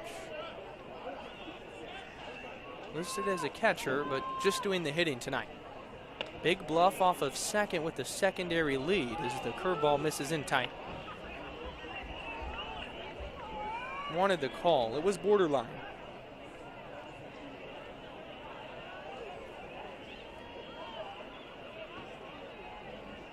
Shadows starting to set upon the infield. Beautiful night. Still warm here in Bend, Oregon. The 1-0. Curveball in again. And the issue that the Elks faithful and maybe the coaching staff down there is having, that Brandon Lane has called that pitch a strike tonight, although it is in tight. 2-0 the count from Eli Knowlton to Xavier Rios. He has to come in. The pitch. Fastball just a bit away, and some more groans from the Bend Elks crowd. Alan Cox and Johnny Kemp have a couple words from the dugout. Knowlton now in a real jam. Nowhere to put the batter in Rios with runners already on first and second. Pitch home. Fastball just a bit high. It's a 4-pitch walk. And Ben feels like those last three were a little squeezed by home plate umpire Brandon Lane. The bases are loaded for the most dangerous hitter in the lineup tonight, and Kellen Siegel, who homered earlier. Jeff Brown will walk out and talk with Eli Knowlton. Could be strategical, but also just telling Knowlton, hey, you may be getting squeezed, but cannot stop attacking. Big moment in this game, top of the 5th. We got some more announcements. We'd like to wish happy 33rd birthday to Cheryl Yu. That's 2-3 passes for Xavier Rios. Now he's gotten on base, was hit by that pitch in his last at-bat, and then just was walked. But Kellen Siegel, and from Lynn Benton Community College,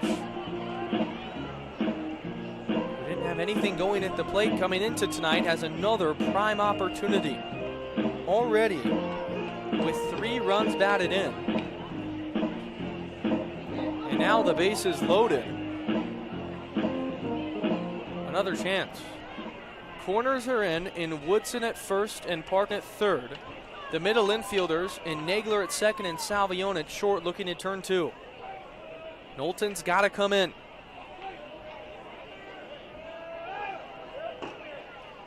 Come set, the pitch. Fastball, big swing and a miss, 0-1. That'll settle Knowlton in.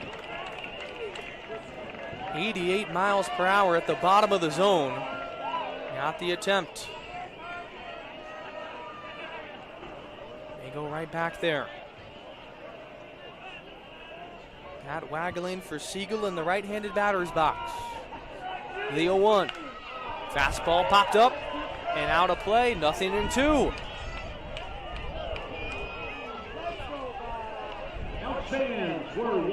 Not a better opportunity than right now. With a K-man tonight in Siegel, and the biggest moment tonight for the Bend Elks, needing to get out of it. Fans getting into it. The 0-2 up top, 1-2. To the fastball, changing the eye level. Could be seen as a waste pitch to keep Siegel honest. 1-2 the count. These fans want that discounted beer, don't they?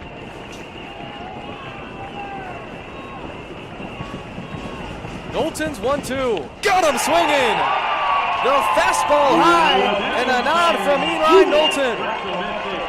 A massive second out.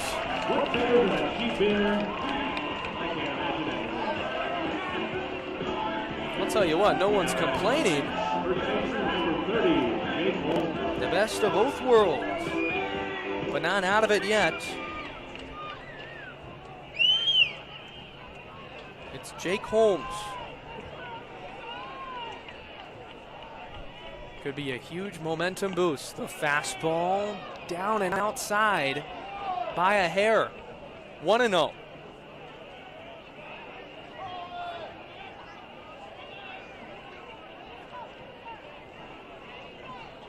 Knowlton has entered plenty of high-stress situations even early in the year.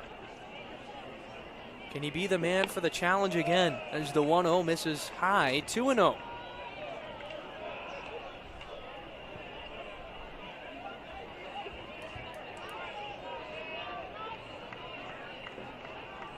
Difficult spot. 2-0, 2 outs, bases loaded in a 5-4 Knights lead.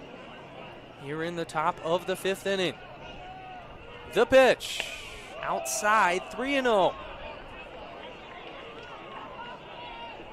Eli Knowlton has to throw a strike. No other option. Mondo at third. Proctor at second. Rios at first. The 3-0. Fastball gets the zone. 3-1. Nick Holmes squared to bunt to, in a sense, make it harder for Knowlton to throw that strike, but he has no issue.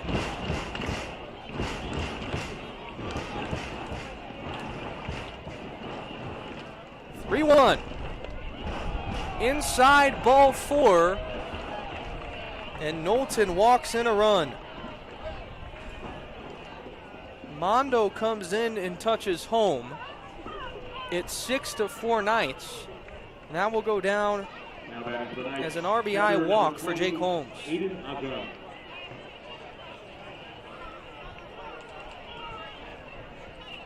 Knowlton almost did all he could to come all the way back and get out of the inning.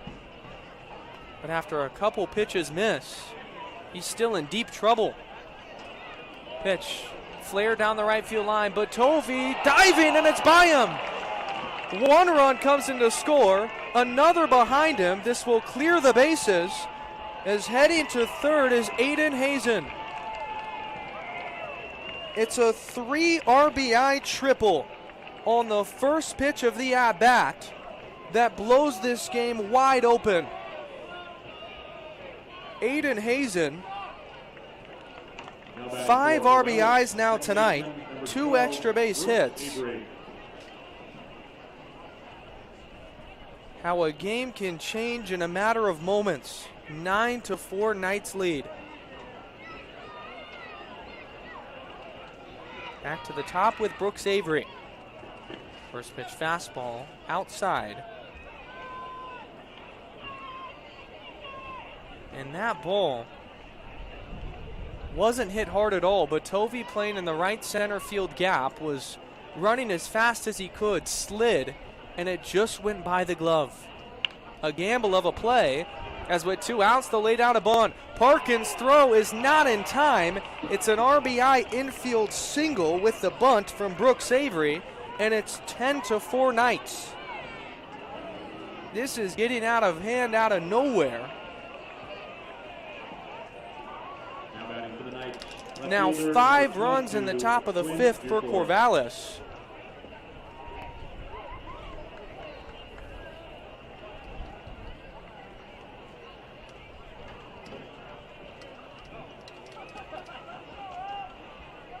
Now the 4th hit of the inning as well. Knowlton was so close to getting out of it, and now his line looks grim. Check on the runner at first. It's Quinn Dufort stepping up.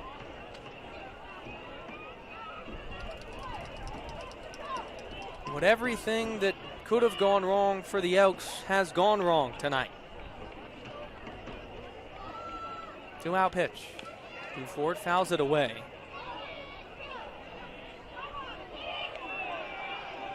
Yet to record a hit tonight is Quinn Dufort, with a walk and then reach base via air. Later grounding out.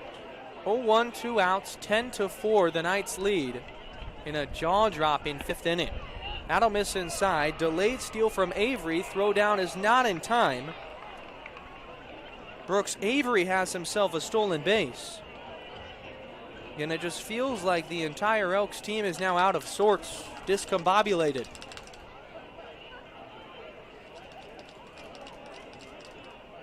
Bullpen starting to get loose. Once we get a name, we'll tell you. 1-1 with 2 outs.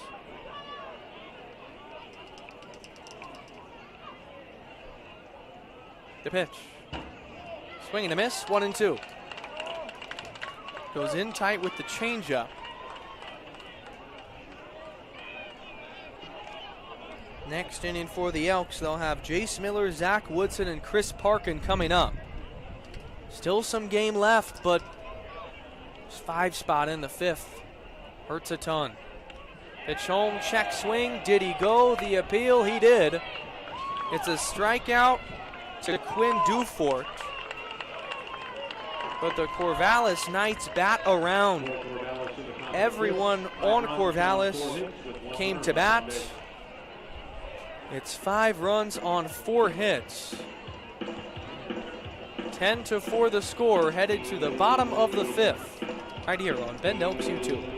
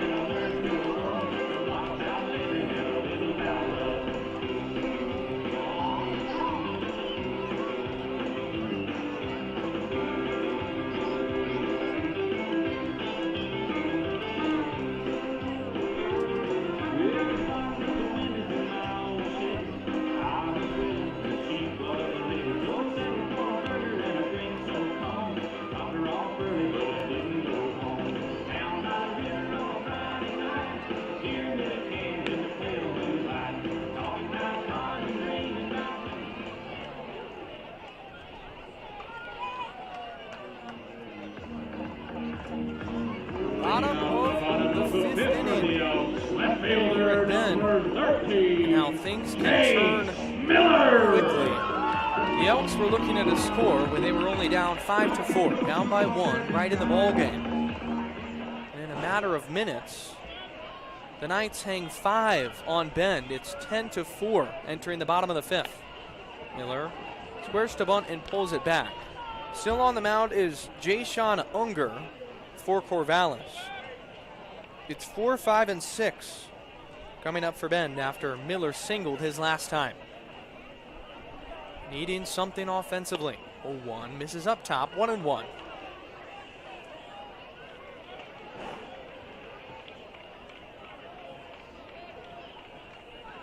Crowd rather stunned here at Vince Guenna Stadium.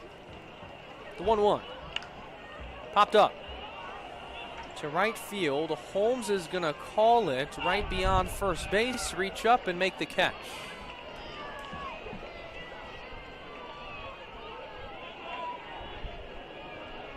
First time that Jace Miller has been retired tonight, and that's how the bottom of the 5th is open.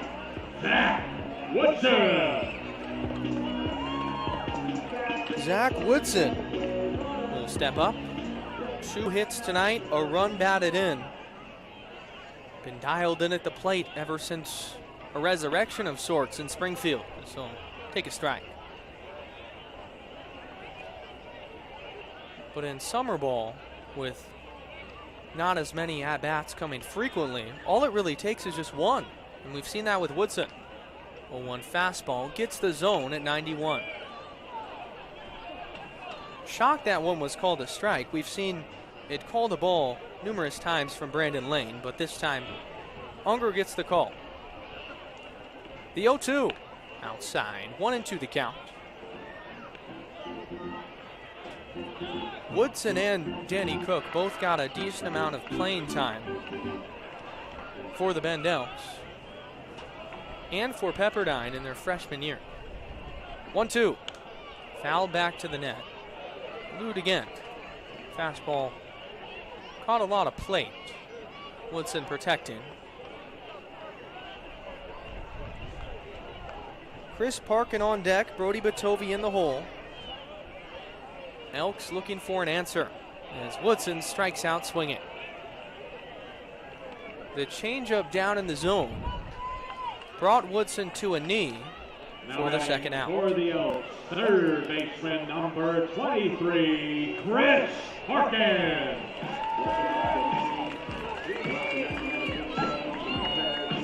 Chris Parkin steps up, who struck out and singled. He had a big RBI his last time through.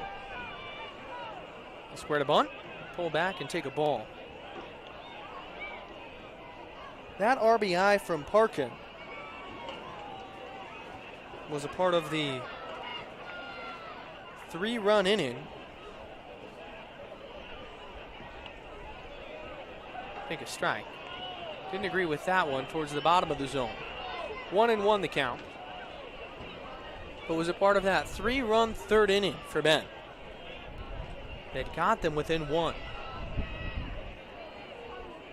1-1, fouled away near the Elks dugout, 1-2. Since that third, though, after a 4th inning where the Elks didn't record a hit, this inning looking more the same. Parkin hoping to change that. So now almost completely set. The 1-2 from Unger. Breaking ball outside, 2-2.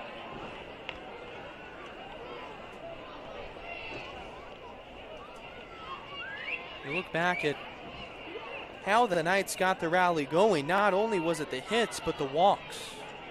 2 in that last inning. Parkin sprays one foul. He'll get another chance.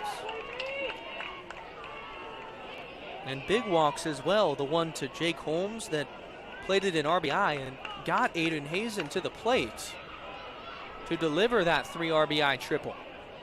2-2, 2 outs, nobody on. Parkin fists one into center field, calling the ball is the second baseman Avery, and he'll make the catch. The Elks once again, 2 frames now, cannot get a hit on the board. As the 10-4 lead carries us into the top of the 6th inning. The Elks need some life. They need it fast. 10-4 right here on Bend Elks YouTube. They're going to spin 20 times and they're going to race over to Vinny. Here's what we got. We've got Barrett. We've got Gunner. We've got Edison. It's Dean because it's Dean's 10th birthday. All right, fellas, fast on your heads. Here we go. 20 spins. Let's count down, Elks fans. 1, 2, 3.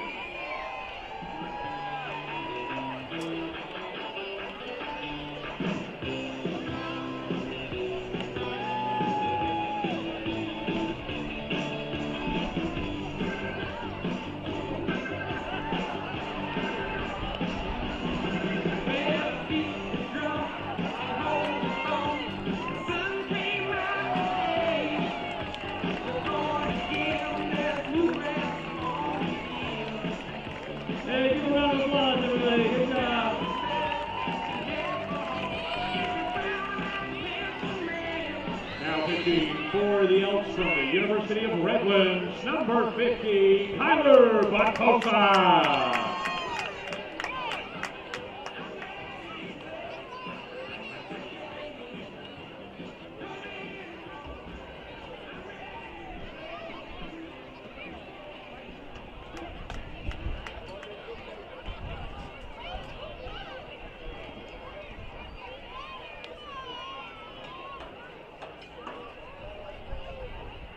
Top of the 6th inning. Leading it off for the Knights is Braden Mondo, who has 2 singles. New pitcher for the Elks is Kyler Bacosa. First pitch fastball in there for a strike at 89. Bocosa, coming from the University of Redlands, a 0 ERA in 3 innings pitched. 5 punch-outs, 3 walks. Fastball outside.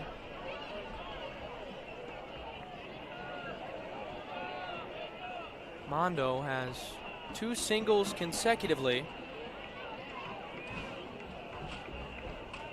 Elks looking to keep him off base. The pitch, swing and a miss.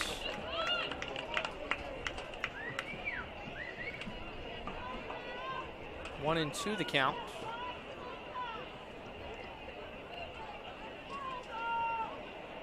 Looking for the put away. Bocosa winds and fires. Just outside. 2 and 2.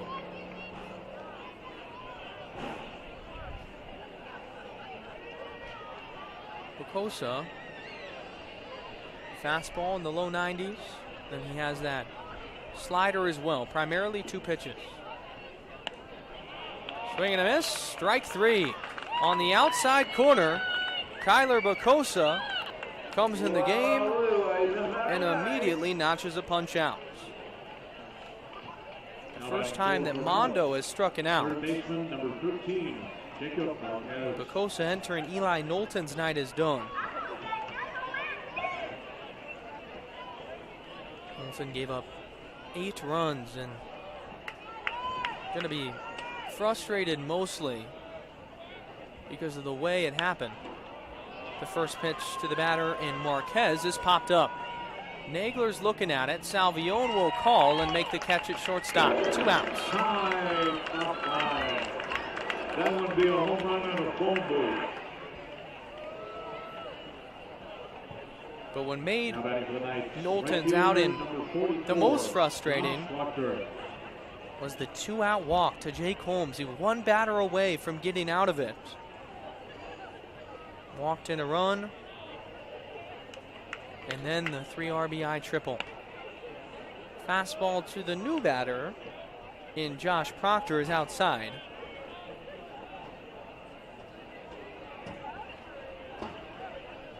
Bocosa working quickly. Doing well so far. The 1-0 straight foul. 1 and 1.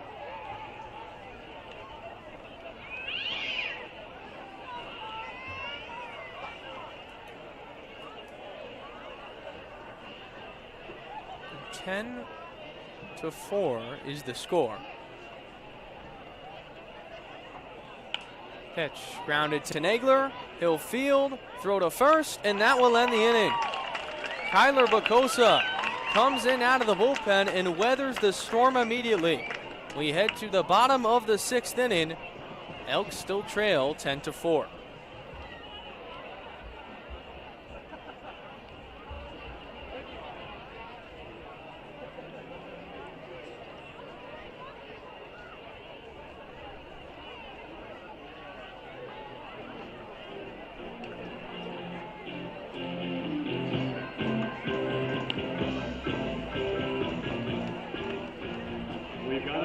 Birthday at the ballpark tonight. We'd like to wish a happy 37th birthday to Jared. Happy birthday, Jared.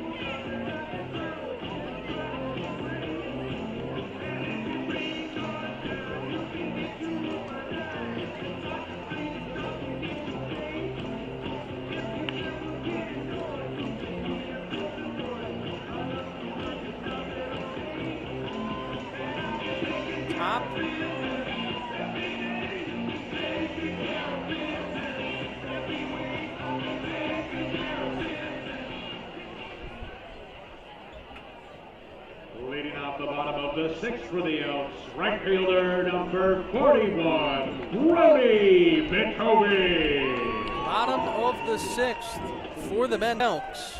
Brody Bitovi will start it off 7, 8, and 9. Bitovi takes down and away the changeup, 1-0.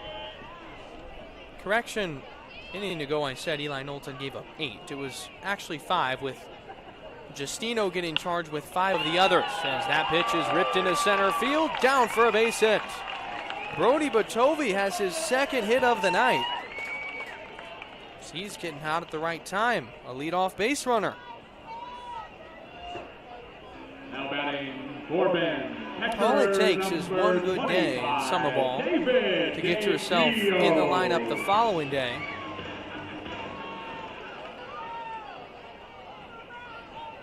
I think that's probably going to be the case with Brody Batovi. Pitch in the dirt for a ball.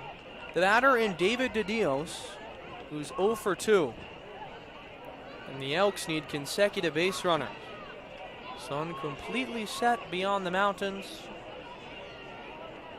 The 1-0. DeDios takes outside, 2-0. First time in Jay-Sean Unger's short outing that he's struggled to fill the strike zone. And the pitching coach in Bo Kearns will walk out and try to calm down Unger. But he's only thrown them to the loudest fans, so if you want one, get on your feet and make some noise.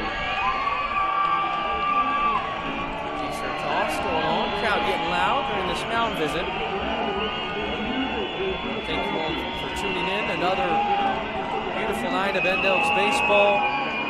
The Elks looking to get back on track. They've lost 2 straight. Right now, need to find a way to come back trailing by 6 in the bottom of the 6th. Brandon Lane goes out to break up the mound visit. We're just about ready to resume action. Virgil Bedios. Another one of the men on this team that needs a hit. Will just feel good. Get back to being locked in. Batovi leads off first. The 2-0. Down in the count, 3-0. Jay-Sean Unger in a 6-run game. Last thing he wants to do is walk batters and give the Elks some free momentum. Free spark. 3-0, outside, ball 4. The Bend Elks have 2 consecutive base runners. I guess that we're getting close to the end of the night for Unger. Because the risk of all this hard work slipping away. Braden Orem, the batter, out of the 9 spot. He's walked and grounded out. You think about a bunt with his speed. You never know. He gets second, the pitch home. Orem takes outside, 1-0. Now 5 consecutive balls from Jay-Sean Unger, who has lost his command completely. Orem might have the take sign. His red glove on the mound. Unger fires the 1-0. In there for a strike. Gets him back in the rhythm. Orem likely had the take, so now has the freedom to hit. Keeping that bottom hand loose. The 1-1. Outside, 2-1. Braden Orem finds himself in a hitter's count. Elks trail 10-4. But a rally changes everything.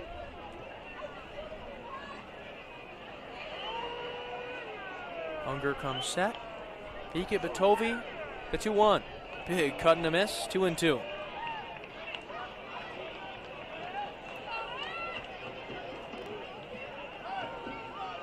Now Orem's got to protect, and as we see time and time again when he's up with 2 strikes, the choke up on that bat. 2-2. Grounded towards the left side and foul. Third baseman in Marquez gave it a look.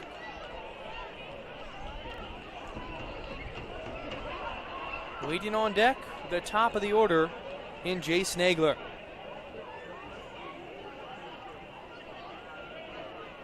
Long look in from Unger to home. The 2-2. Grounded right back to the pitcher. He'll go to second for one, and he threw it away. Brody Batovi comes in to score. The air from the pitcher, Jay-Sean Unger, gives the Elks a run. It's 10-5. They'll take it. It started with the single from Batovi, then a walk to DeDios, and an error on the ground out from Braden Orem that should have been a double play. They're keeping Unger out there. No move from the coaching staff in Brook Knight. Nagler walked his last time. Breaking ball in the zone.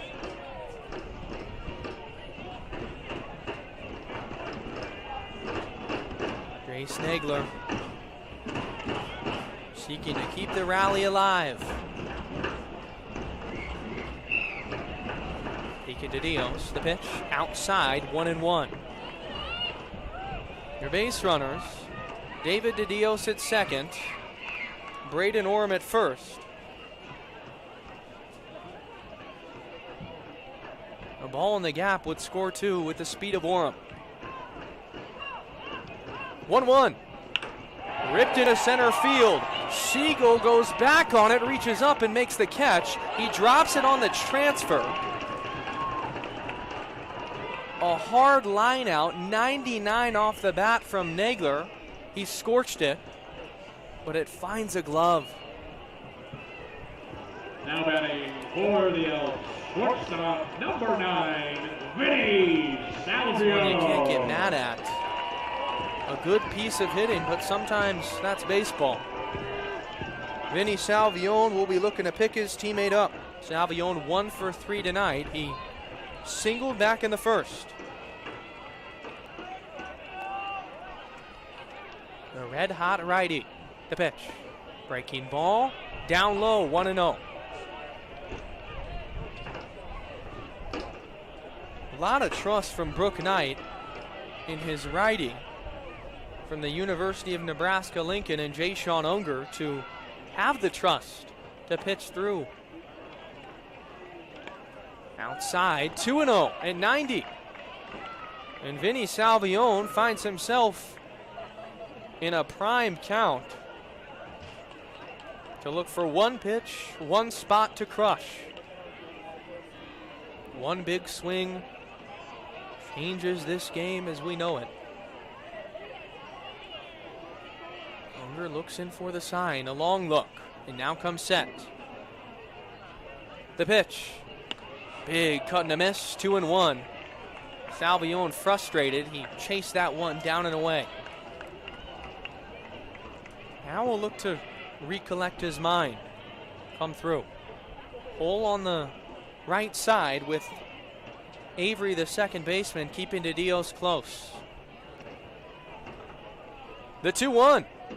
Salvione, fly ball down the right field line and foul. Count moves even at 2.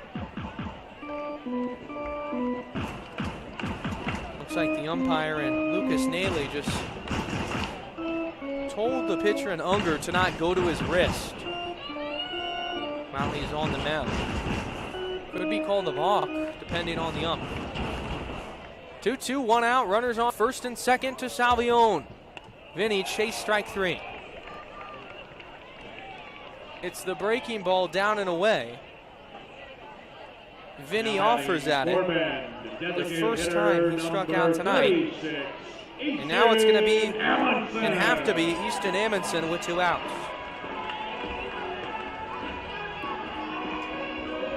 Easton is due. 0 for 3 tonight.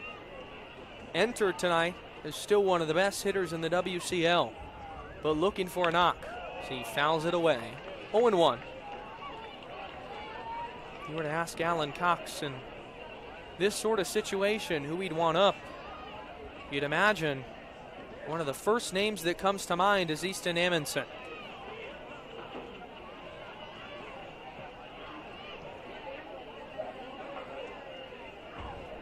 Oh-1. Amundsen takes a fastball high, 1-1. Tall left-handed bat who skied one into right field back in the first inning that looked like it was going to be a home run with the wind swirling. Now, the wind has drawn to almost a standstill. 1-1, flared foul. Count moves to 1-2. Easton Amundsen's going to have to protect. Similar to his teammate in Orem a couple batters ago.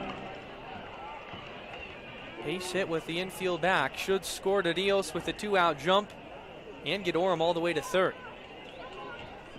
Catcher and Hazen will set up outside. The 1-2. Down and in, 2-2.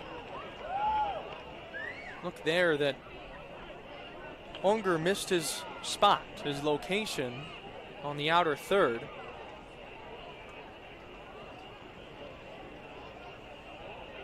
It's 2-2, 2 outs, 2 runners on. Pitch to Amundsen. Down low, full count, 3-2. Now with 3-2 and 2 outs, both runners in Dios and Orem will be on the move. A ball in the gap easily scores 2. Big moment for the Elks.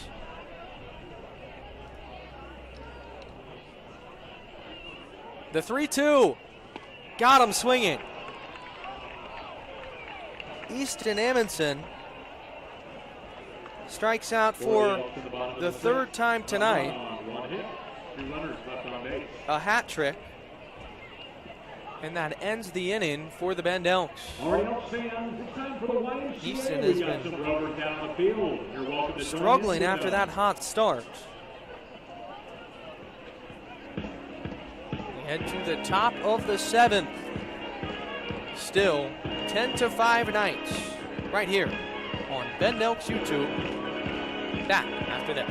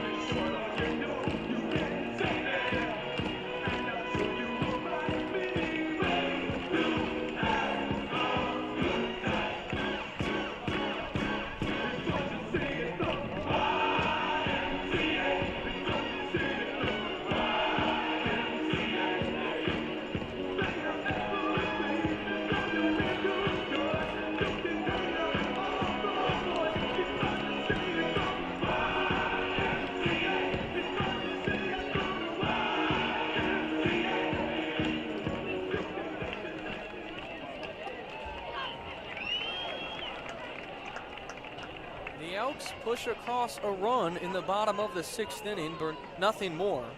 And that run came courtesy of an error from Jay-Sean Unger, who ultimately settled in at the end of the inning and struck out Easton Amundsen with 2 runners on base.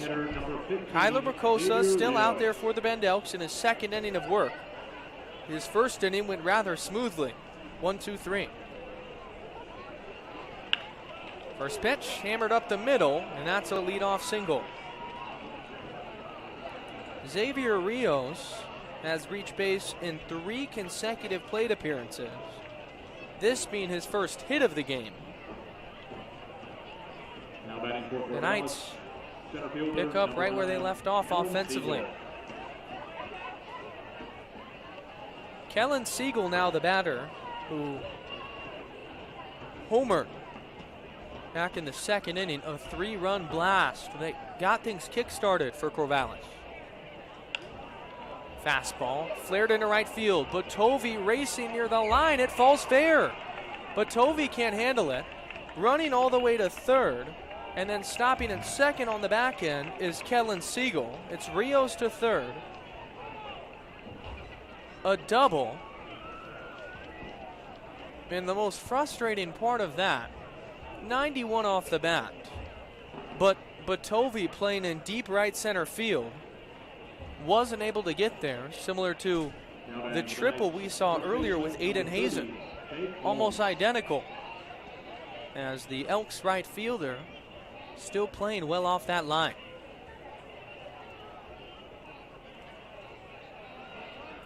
So 2nd and 3rd with no outs, the runners being Rios at third and Siegel at second, and Jake Holmes stepping up.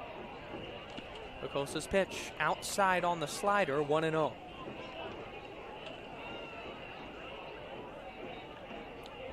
Holmes has reached base in all 3 plate appearances. 2 walks and a hit by pitch.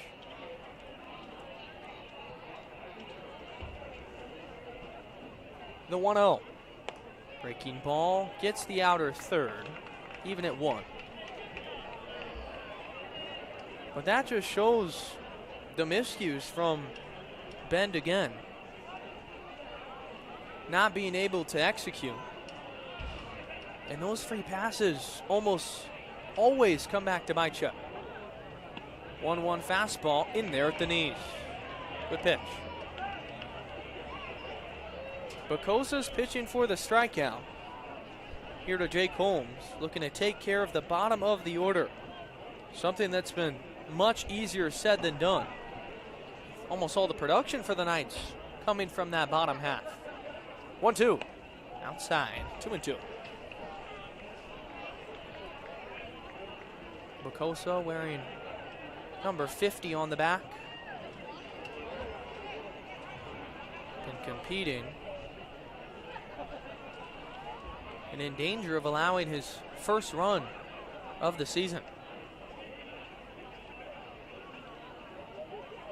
The 2-2. Fouled away down the right field line and off the netting above the dugout.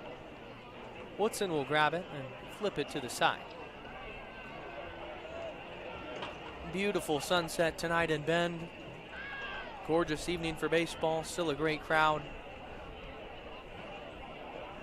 Elks looking for anything. The pitch. Breaking ball just outside.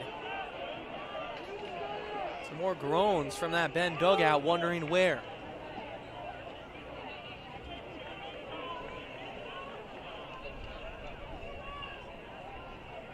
Bacosa doesn't have to come in open base at first. We'll see what he decides, but still ultimately the bottom of this order. 3-2. Breaking ball, inner third, inside. And that one, looking back at the replay, was likely a strike, but David DeDios was set up on the outside corner of the plate. Well, reaching back across his body did not get that call. The bases are loaded. And if you want to know a story for tonight, it's Jake Holmes, the man who just reached base via walk. If you remember what I was saying earlier in the at-bat, Holmes has now reached base 3 times, 3 walks, and then the 4th time was a hit by pitch. He hasn't recorded a hit tonight, but has gotten on base each time. The bases are now loaded with nobody out in a 10-5 game. Bacosa's pitch home, fouled away. It's Aiden Hazen who has been the cold-blooded killer on the side of the Corvallis Knights. A double that knocked in 2 and a triple his last time that knocked in 3. 2 extra base hits, 5 runs batted in, and looking to add on now to an already historic night. He's going to square a bunt, get it down to Bacosa, and Woodson come together. No one grabs it. Coming in to score is Xavier Rios, and Aiden Hazen on the defensive miscommunication, you could call it, whose ball. They score another run, 11-5 Knights. Now batting for the Knights, second baseman, number 12. Waiting for the official ruling. Likely going to go down as an infield single with a run batted in on the bunt. But we'll wait on that. Still though, Brooks Avery up. Bases still loaded. We'll cut on and miss, 0-1.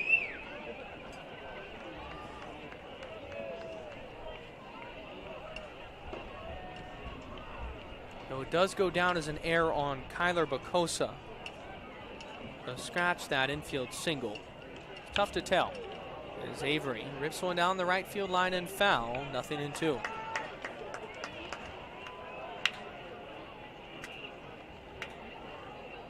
Bacosa needs a strikeout more than ever. Brooks Avery had an RBI single for a bunt just last inning. Inning where Corvallis bat all the way around that caught Chris Parkin napping at third. 0-2. Got him looking right on the inside corner for the first out. You must be so embarrassed.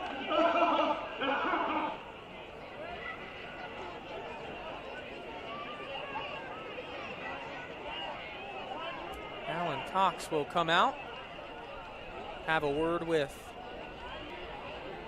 the umpire and Brandon Lane.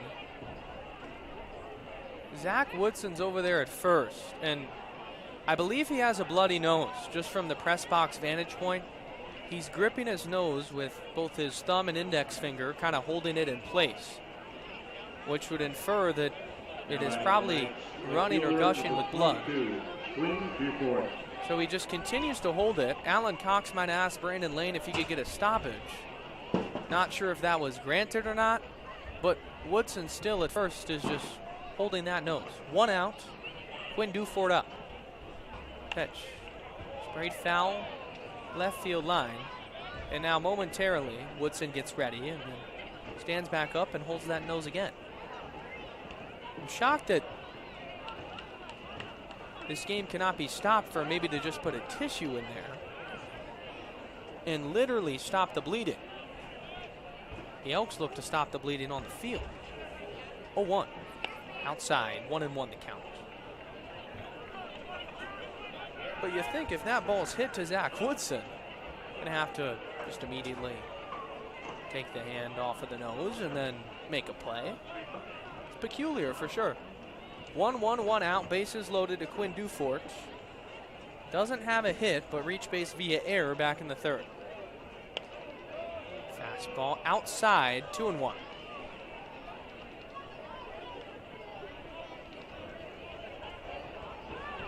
The bullpen has struggled, to put it lightly, the last couple of days. And it's been a huge point of weakness for Ben. 2-1, grounded to the right side. Nagler makes the play, throws to first to Woodson. They get Dufort out, but coming in to score is Kellen Siegel, increasing the Knights' lead to 7. It's 12-5. First RBI of the ball game for Quinn Dufort. Braden Mondo steps in. The Elks didn't have room there really to sacrifice an out for a run. They're down 7 with only 9 outs to play with offensively. Pitch, fastball, big swing and a miss, 0-1. Mondo's 2 for 4, those 2 hits being singles.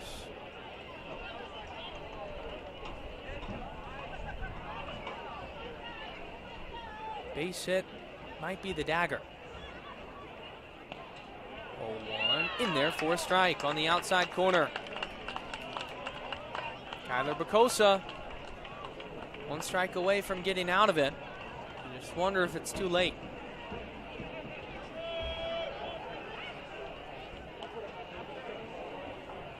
Comes set. And the 0-2. Just a bit away. Wanted that call on the outer third, doesn't get it. Alan Cox just a shake of the head in the dugout. And as I pointed out, the frustration doesn't come with that ball not being a strike. It's out of the zone, but it's the inconsistency with it being called before. 1-2. Fouled away. Mondo stays alive.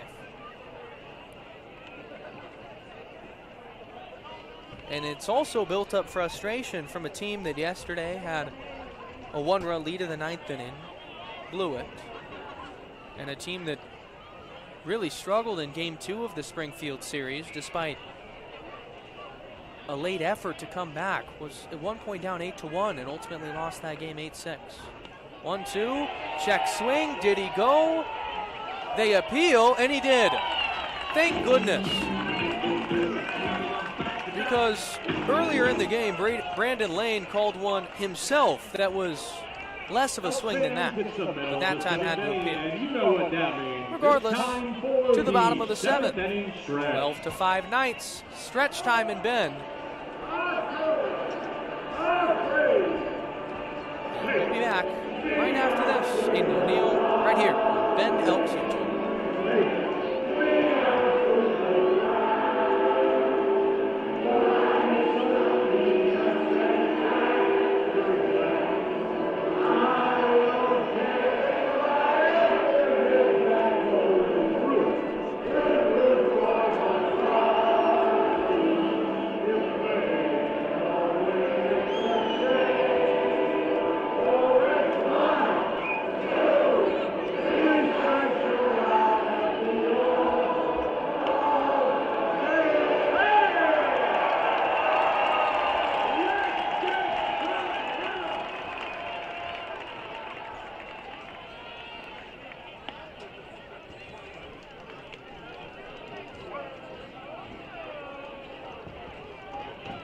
Now pitching for Corvallis, number 16, Dominic Catone.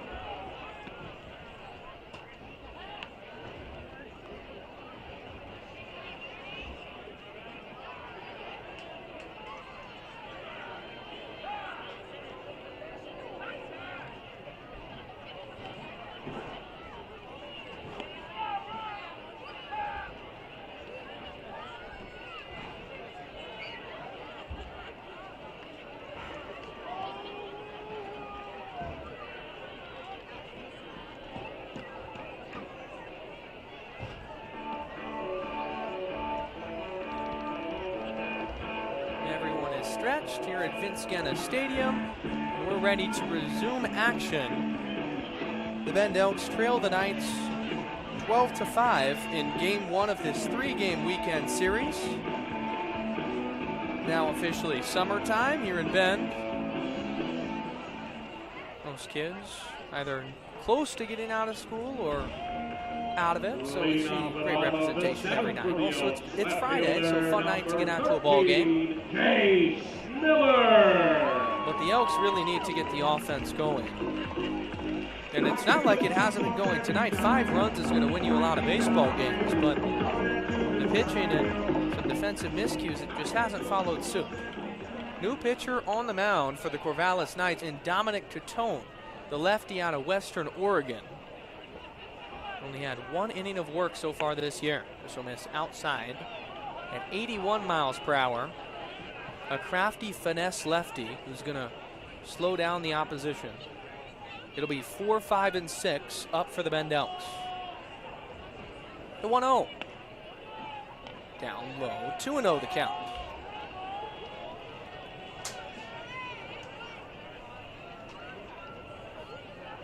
Miller in a hitter's count will certainly look for 1 pitch, 1 spot. The name of the game is base runners at this point. As he'll drive this one into left center field, and it's down for a base hit. Jace Miller stays scorching hot, and he rolls into second with a stand-up double. Another 2-hit night for the Elks left fielder. Now batting for the Elks, first baseman number 43, Zach Woodson. He has been on another level since entering Bend this year. Headline coming into the ball game was him being top 10 in batting average.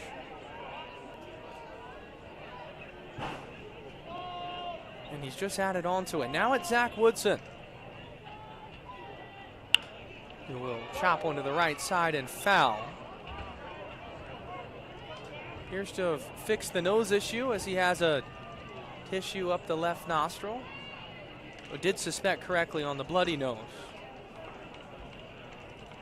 Woodson tonight has 2 hits, 3 at-bats. 0-1, the runner on second, and Jace Miller. From Tatone and the bender at 73 miles per hour. Buckles the needs of Woodson. 0-2.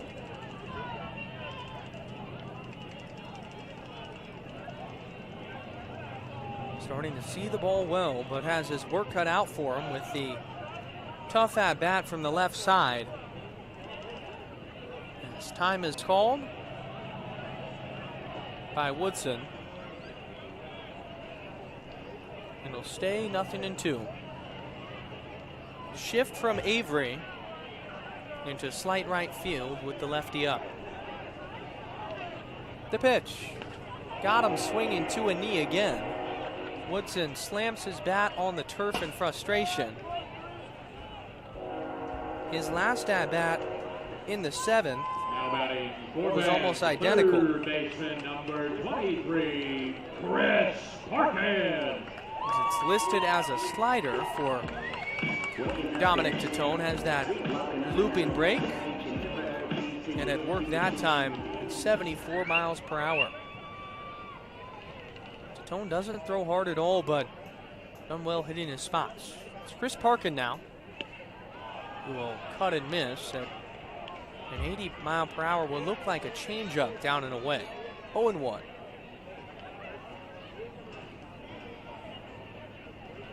Parkin had an RBI single back in the 3rd inning, a part of the 3-run third for the Elks.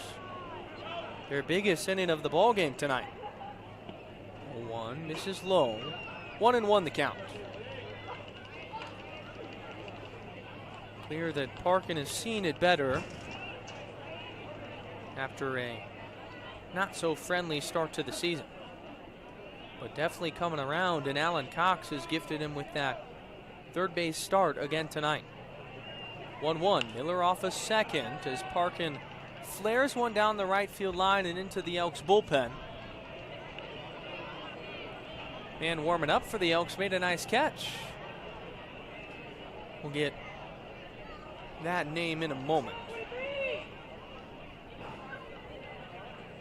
So as it stands, 1-2, 1 out. Elks down 12-5 with Jace Miller after his leadoff double, standing in scoring position. The 1-2, ripped to the right side, right into the glove of Holmes, and Miller has to scamper back and dive into second base. That ball was smoked. 100 miles per hour off the bat of Chris Parkin, but it finds the glove. Holmes didn't have to move. A hang with him for Chris in the second out.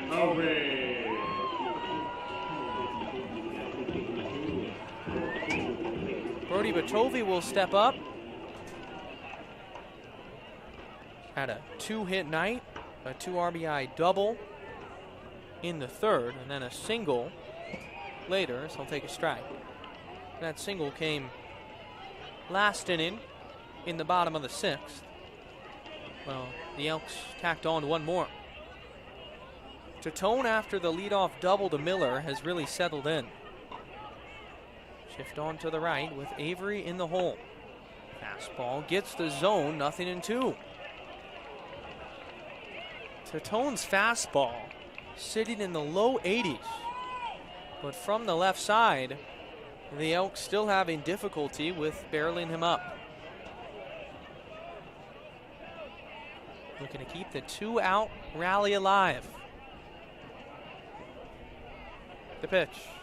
Outside. Gets away from Hazen. Miller tries to take third, and he will.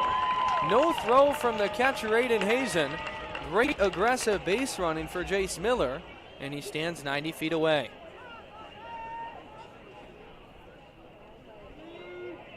Now even a wild pitch or pass ball will get Miller home. Batovi looking to pass the torch. 0-2, 2 outs. Fastball almost got away from Hazen. A one hop into the glove outside. 1-2.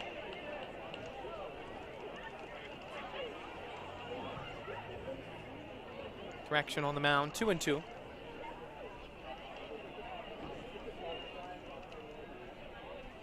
Middle of the infield, wide open. That Avery shading into right field. There's the 2-2, misses down and away. Full count. Waiting on deck is David DeDios. But Tovey just looking to get on.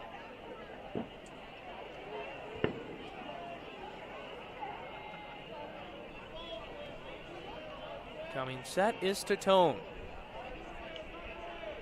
And the 3-2. Outside, ball 4.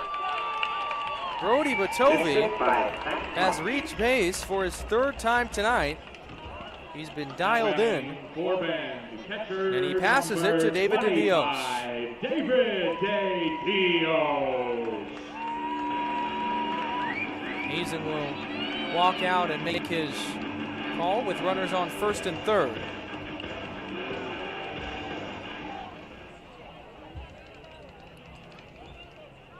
DeDios tonight 0 for 2 with a walk. His last at bat. First pitch. Check swing. Did he go? They're going to appeal it late. He did not. 1 ball.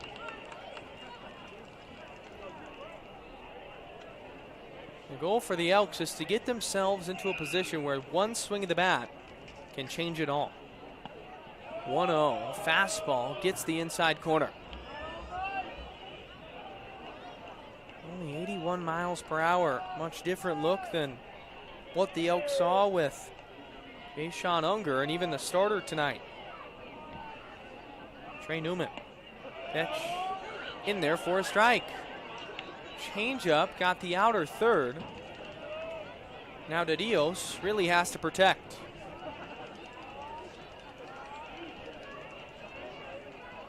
One, 2. Got him swinging. David DeDios continues to struggle as he strikes out for his 2nd time tonight. The Elks running out of time quickly, looking to avoid dropping their 3rd straight game in the opener of this series against Corvallis. It's 12-5 Knights. We head to the top of the 8th right here on Bend Elks YouTube.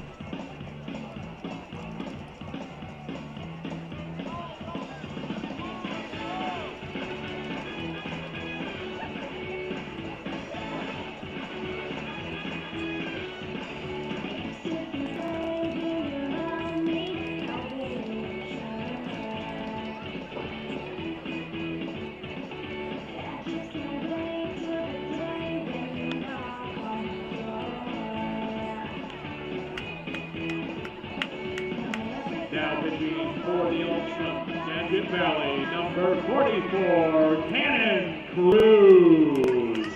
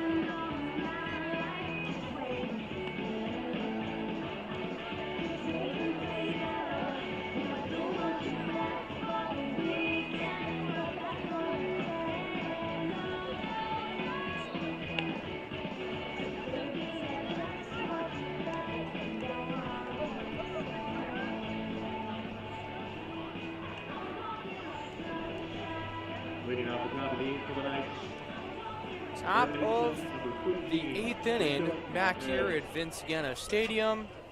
The Elks trail 12-5. New pitcher in for Bend, a new face, Cannon Cruz. His first appearance in a Bend Elk uniform, just arrived. And he will start off by facing Xavier Rios. And it's in there for a strike. Correction, Jacob Marquez coming up 4, 5, and 6. It's Marquez, Proctor, and Rios. Marquez had a single back in the 2nd, but is 1 for 4 on the night. 0-1. Misses down at 82. Funky delivery from Cruz. Difficult to hit from that right side. Rarely do you see a motion like this. 1-1. Misses down. 2 balls. Cruz coming from Skagit Valley, where he played a year ago.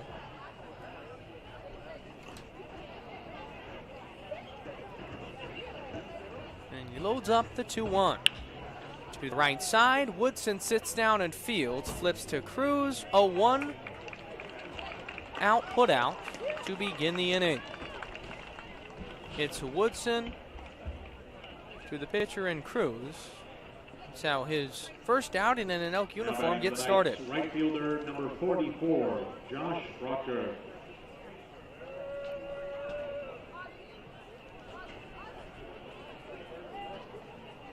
Josh Proctor, now the batter. So he'll fly one down the right field line and fair. Rounding first hard, heading to second, but Tovey will field, throw into second. It's not in time, picked by Salvione. It's a double for Josh Proctor, his 3rd hit of the night.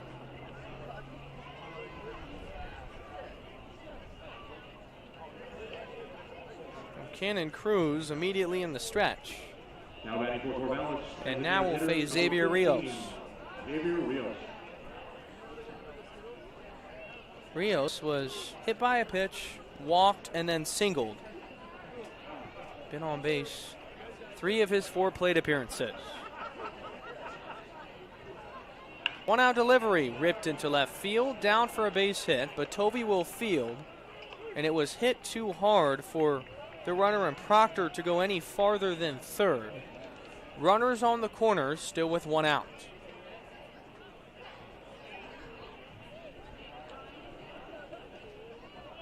Now batting for Corvallis. 2 consecutive hits for the Corvallis Knights. Is now one of the more potent hitters for the Corvallis Knights tonight. Will step up in Kellen Siegel, a man who already has a 3-run home run in the 2nd and a double in the 6th. Cannon Cruz. Breaking ball, gets the inside corner, and Ephus, in a sense, 68 miles per hour. Took so much off that one. Looking for a ground ball to get the Elks out of the inning. 0-1, back to the breaking ball, this time at 69 miles per hour, and it misses in tight.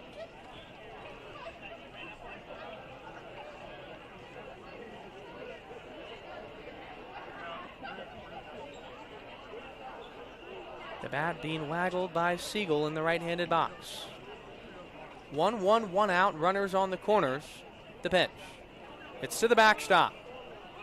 Holding for a moment is Proctor. Now he comes in. The flip is in time. De Dios to the covering Cannon Cruz. Great awareness from Cruz to still cover home after the poor throw. And the Elks have 2 outs. That was a bad decision from Josh Proctor, who decided at the last second to run home on a wild pitch, and he paid the price. 1-1, that misses outside, 4 ball. But Cannon Cruz is now 1 pitch away from getting out of the inning, and without allowing a run after, once again, it didn't look promising for Ben. So 3-1, the count stands. To Kellen Siegel, still up after that wild pitch. Outside, ball 4. Open base is utilized. Cannon Cruz's first walk. And Siegel has reached base for his 3rd time.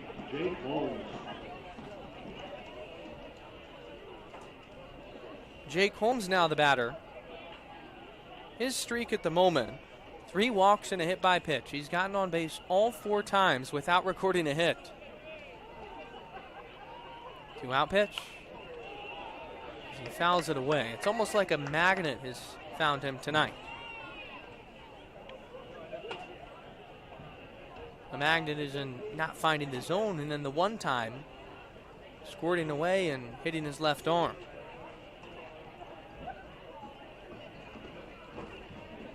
Cruz comes set.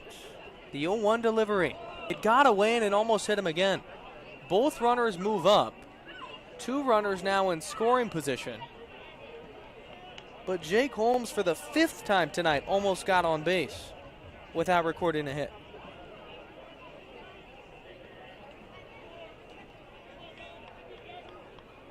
Cruz is going to want to come in with Aiden Hazen waiting on deck, and with 5 runs batted in.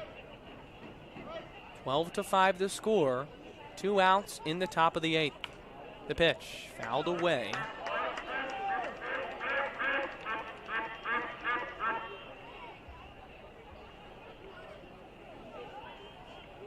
Can go to that slow looping breaker. Change this at bat to Holmes. The 1-2 with 2 outs.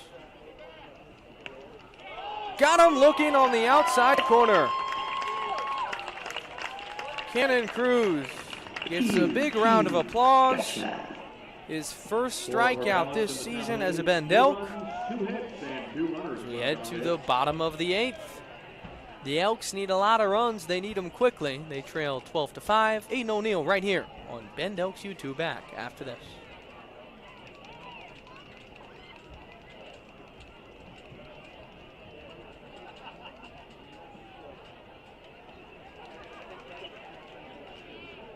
Elks fans, there was a grand total of 1,070 of y'all in attendance tonight, which means we have a winner for tonight's Guess the Attendance Challenge. Victoria Wiggins, you are tonight's winner. If you'd like to come up to the press box to claim your prize, please do so now.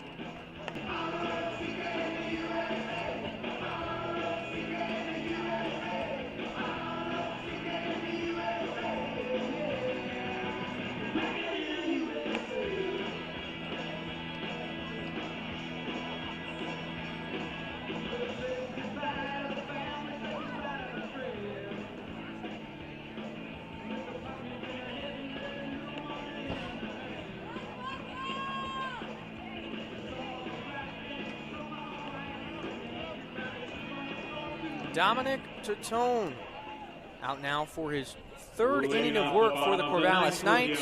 Looking to end the game with 3 outs. Secure the Knights their first win of the year. The Elks are going to go to the bench and get some guys, some ABs, including Miles Potter, the big right-handed hitter with effortless power. Potter this year in 9 plate appearances has 2 hits. 4 strikeouts, no homers, no runs batted in. Check his swing. Did he go? He did not. Those appeals tonight have been quite late. But Potter, that glistening black bat in his hands. So he'll take a ball in tight. 2 balls. Almost caught a piece of Potter. Those are never fun, especially in a 7-run game.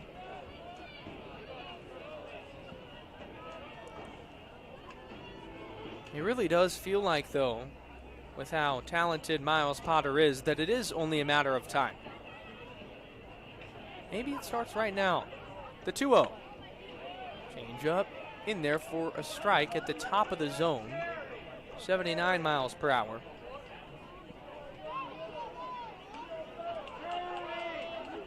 Potter still in the hitter's count. The 2-1. Ripped into left field, falling fast down for a base hit.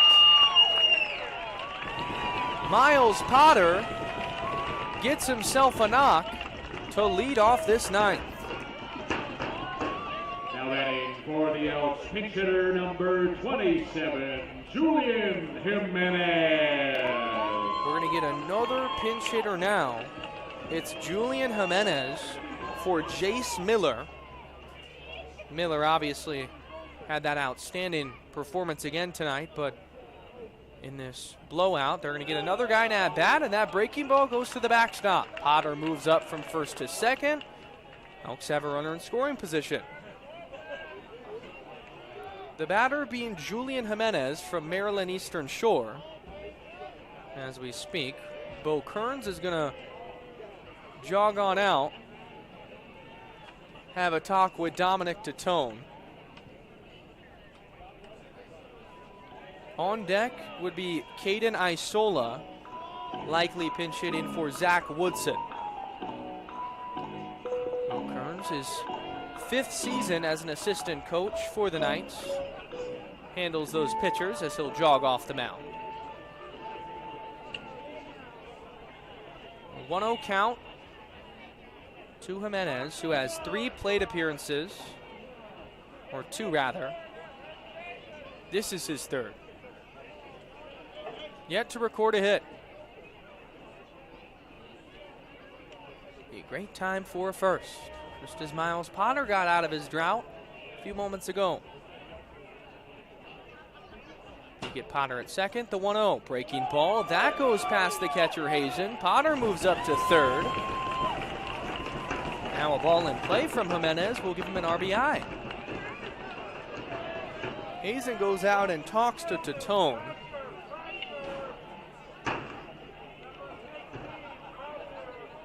As the Elks fans, some friendly banter to the pitcher on the mound at Tatone in this 7-run affair. Jimenez, the lefty, originally from Chicago, Illinois. 2-0, not close, in the dirt, 3 balls. You never know, you string together some base runners, get a little magic maybe. Don't go anywhere, you never know. 3 balls, no strikes. Pitch. Fastball gets the call on the outside corner.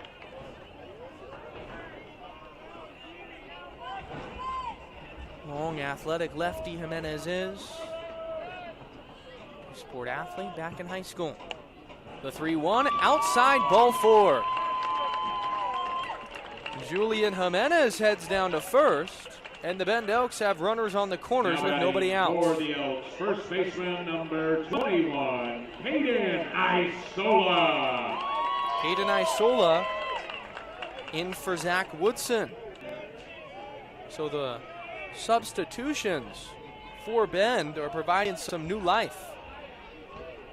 Isola, a lot of pop from the right side. In the dirt, that squirts away. Racing home is Potter. He'll slide and he's safe. Now from second to third goes Jimenez. He's in there safely. And the Bend Elks cut it to 6. Great base running from Miles Potter. And the command from Dominic Tatone simply leaving him in the 9th. Still a long way to go if you're Bend. But the men off the bench. Potter gets on, so does Jimenez, and now they score with Isola still up. 1-0. Down low, 2 balls.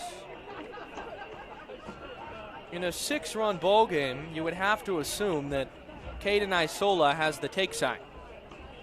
But you never know, could get turned loose in a hitter's count. The pitch. Outside, ball 3.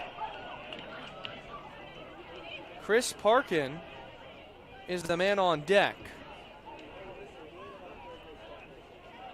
You'd assume as well that Tatone doesn't have much longer of a leash. The 3-0 count, ball 4. 79-mile-per-hour pitch misses low.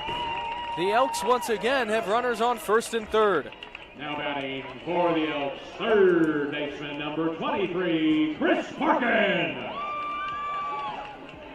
3 consecutive base runners have reached. And that's what appears to be the end of the night from Dominic Tatone as Brooke Knight embarks on the journey out to the mound.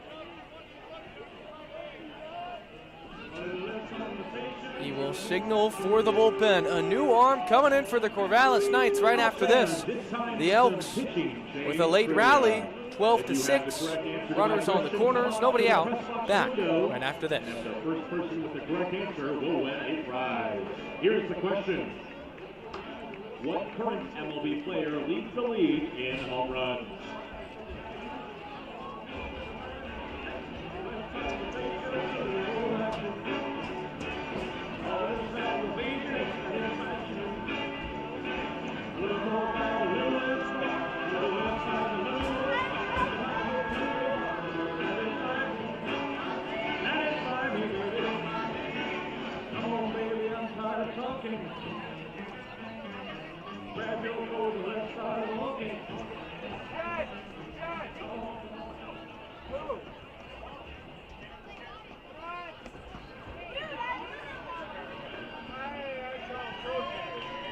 We have a correct answer.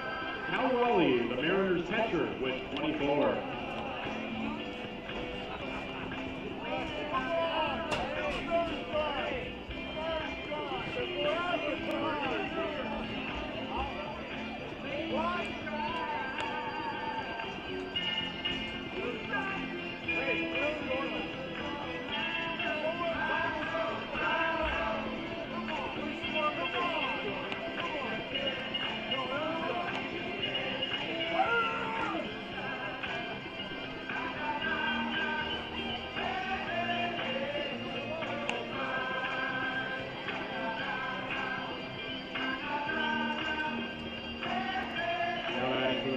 Number 26, Matt Galakowski.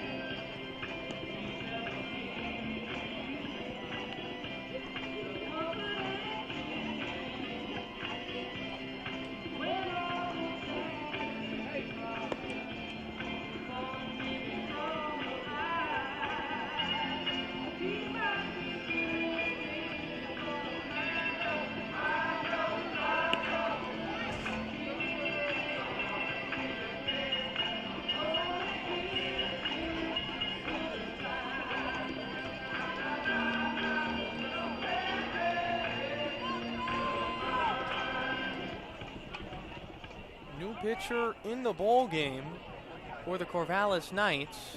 It's Mac Zawistowski, left-hander from Chaminade University, and he will face Chris Parkin.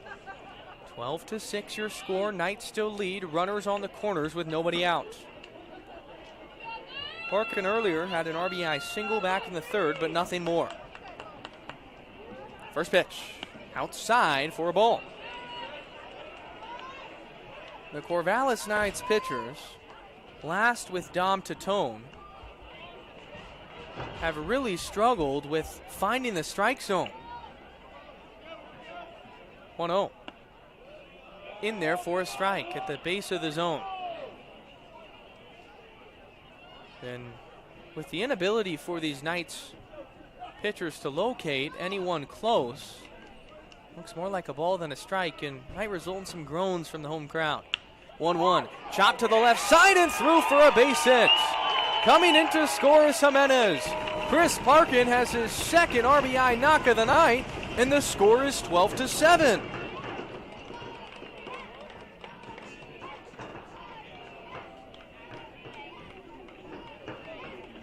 Brody Batovi now the man up. Had a 2 RBI double in the third, a single in the sixth, and a walk in the seventh. First and second, nobody out. Batovi the man up, one of the hotter hitters for the Elks tonight. The pitch runs inside, 1-0. You can feel it. The energy shifting in this building, and the Elks just look to channel it. 1-0. Fastball high, 2-0. Batovi, with how good he's been, may have the green light to swing freely in the 2-0 count. The pitch. Big cut and a miss. Batovi tried to put that one over the right field wall and make this a 2-run game. Out of his shoes he swung.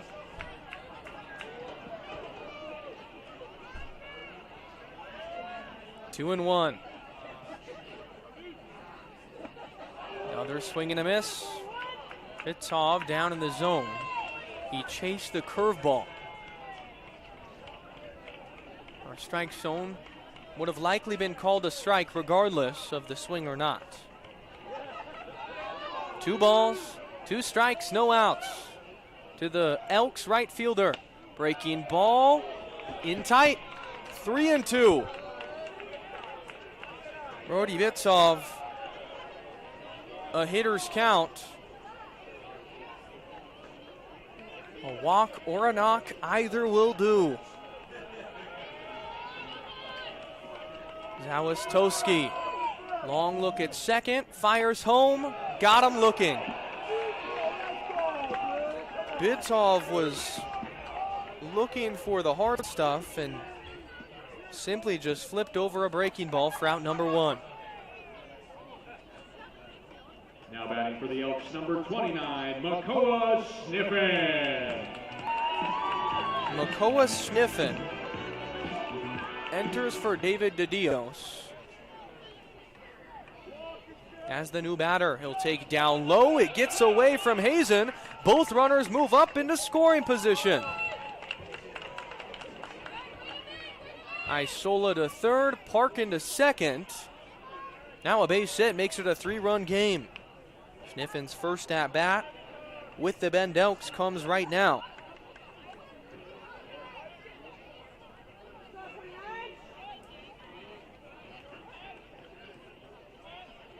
The 1-0. Broken bat, right back to the pitcher. Tough play, he'll look home and then flip to first. Sniffen gets an RBI ground out. But for the Bend Elks, they needed a hit there. The score is now 12-8. And the last chance for Bend is center fielder Fredo Wooten. Center fielder number 48, Fredo Wooten. Needs a hit to keep the game alive. The pitch home. Down and in, 1-0. Wooten pinch hit for Orem his last time through. And in his first at-bat of the night, popped out to the second baseman in Avery. 1-0 from Zawitowski. Swung on and missed, 1-1. Wooten will try to grab some of those turf beads on his hands to get more grip. No batting gloves for the Elks center fielder. 1-1, down low, 2 balls. Formerly at Reinhardt University. Spark plug on this team, and they need a spark. The Elks do. 2-1, and he popped it up. It's Hazen calling it off behind home plate. He'll reach up, bobble it, but make the catch. And that's how this game ends. The Bend Elks have a late effort at a comeback. They push across 3 runs in the 9th inning, but it's not enough. Pitching gives up 13 runs, 2 errors in total. And that is where we ended. Once again, thanks for coming out to Vince Stadium. Frustrating loss for Bend, their 3rd straight, as the Corvallis Knights notch their 1st win of the season. Coming into the game, the Knights' offense was non-existent, but they push across 12. And once again, similar to the series against the Drifters, the free passes really hurt Bend tonight. Numerous walks, hit by pitch in a tough moment.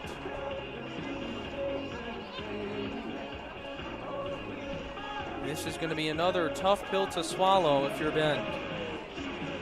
Tomorrow, same time, right here at Vince Stadium. I'll be on the call again. But until then, Bend is going to do some soul searching to try to get back on track. A 3-1 promising start to the season, exactly as every Elk fan throughout Oregon and across the country would have hoped.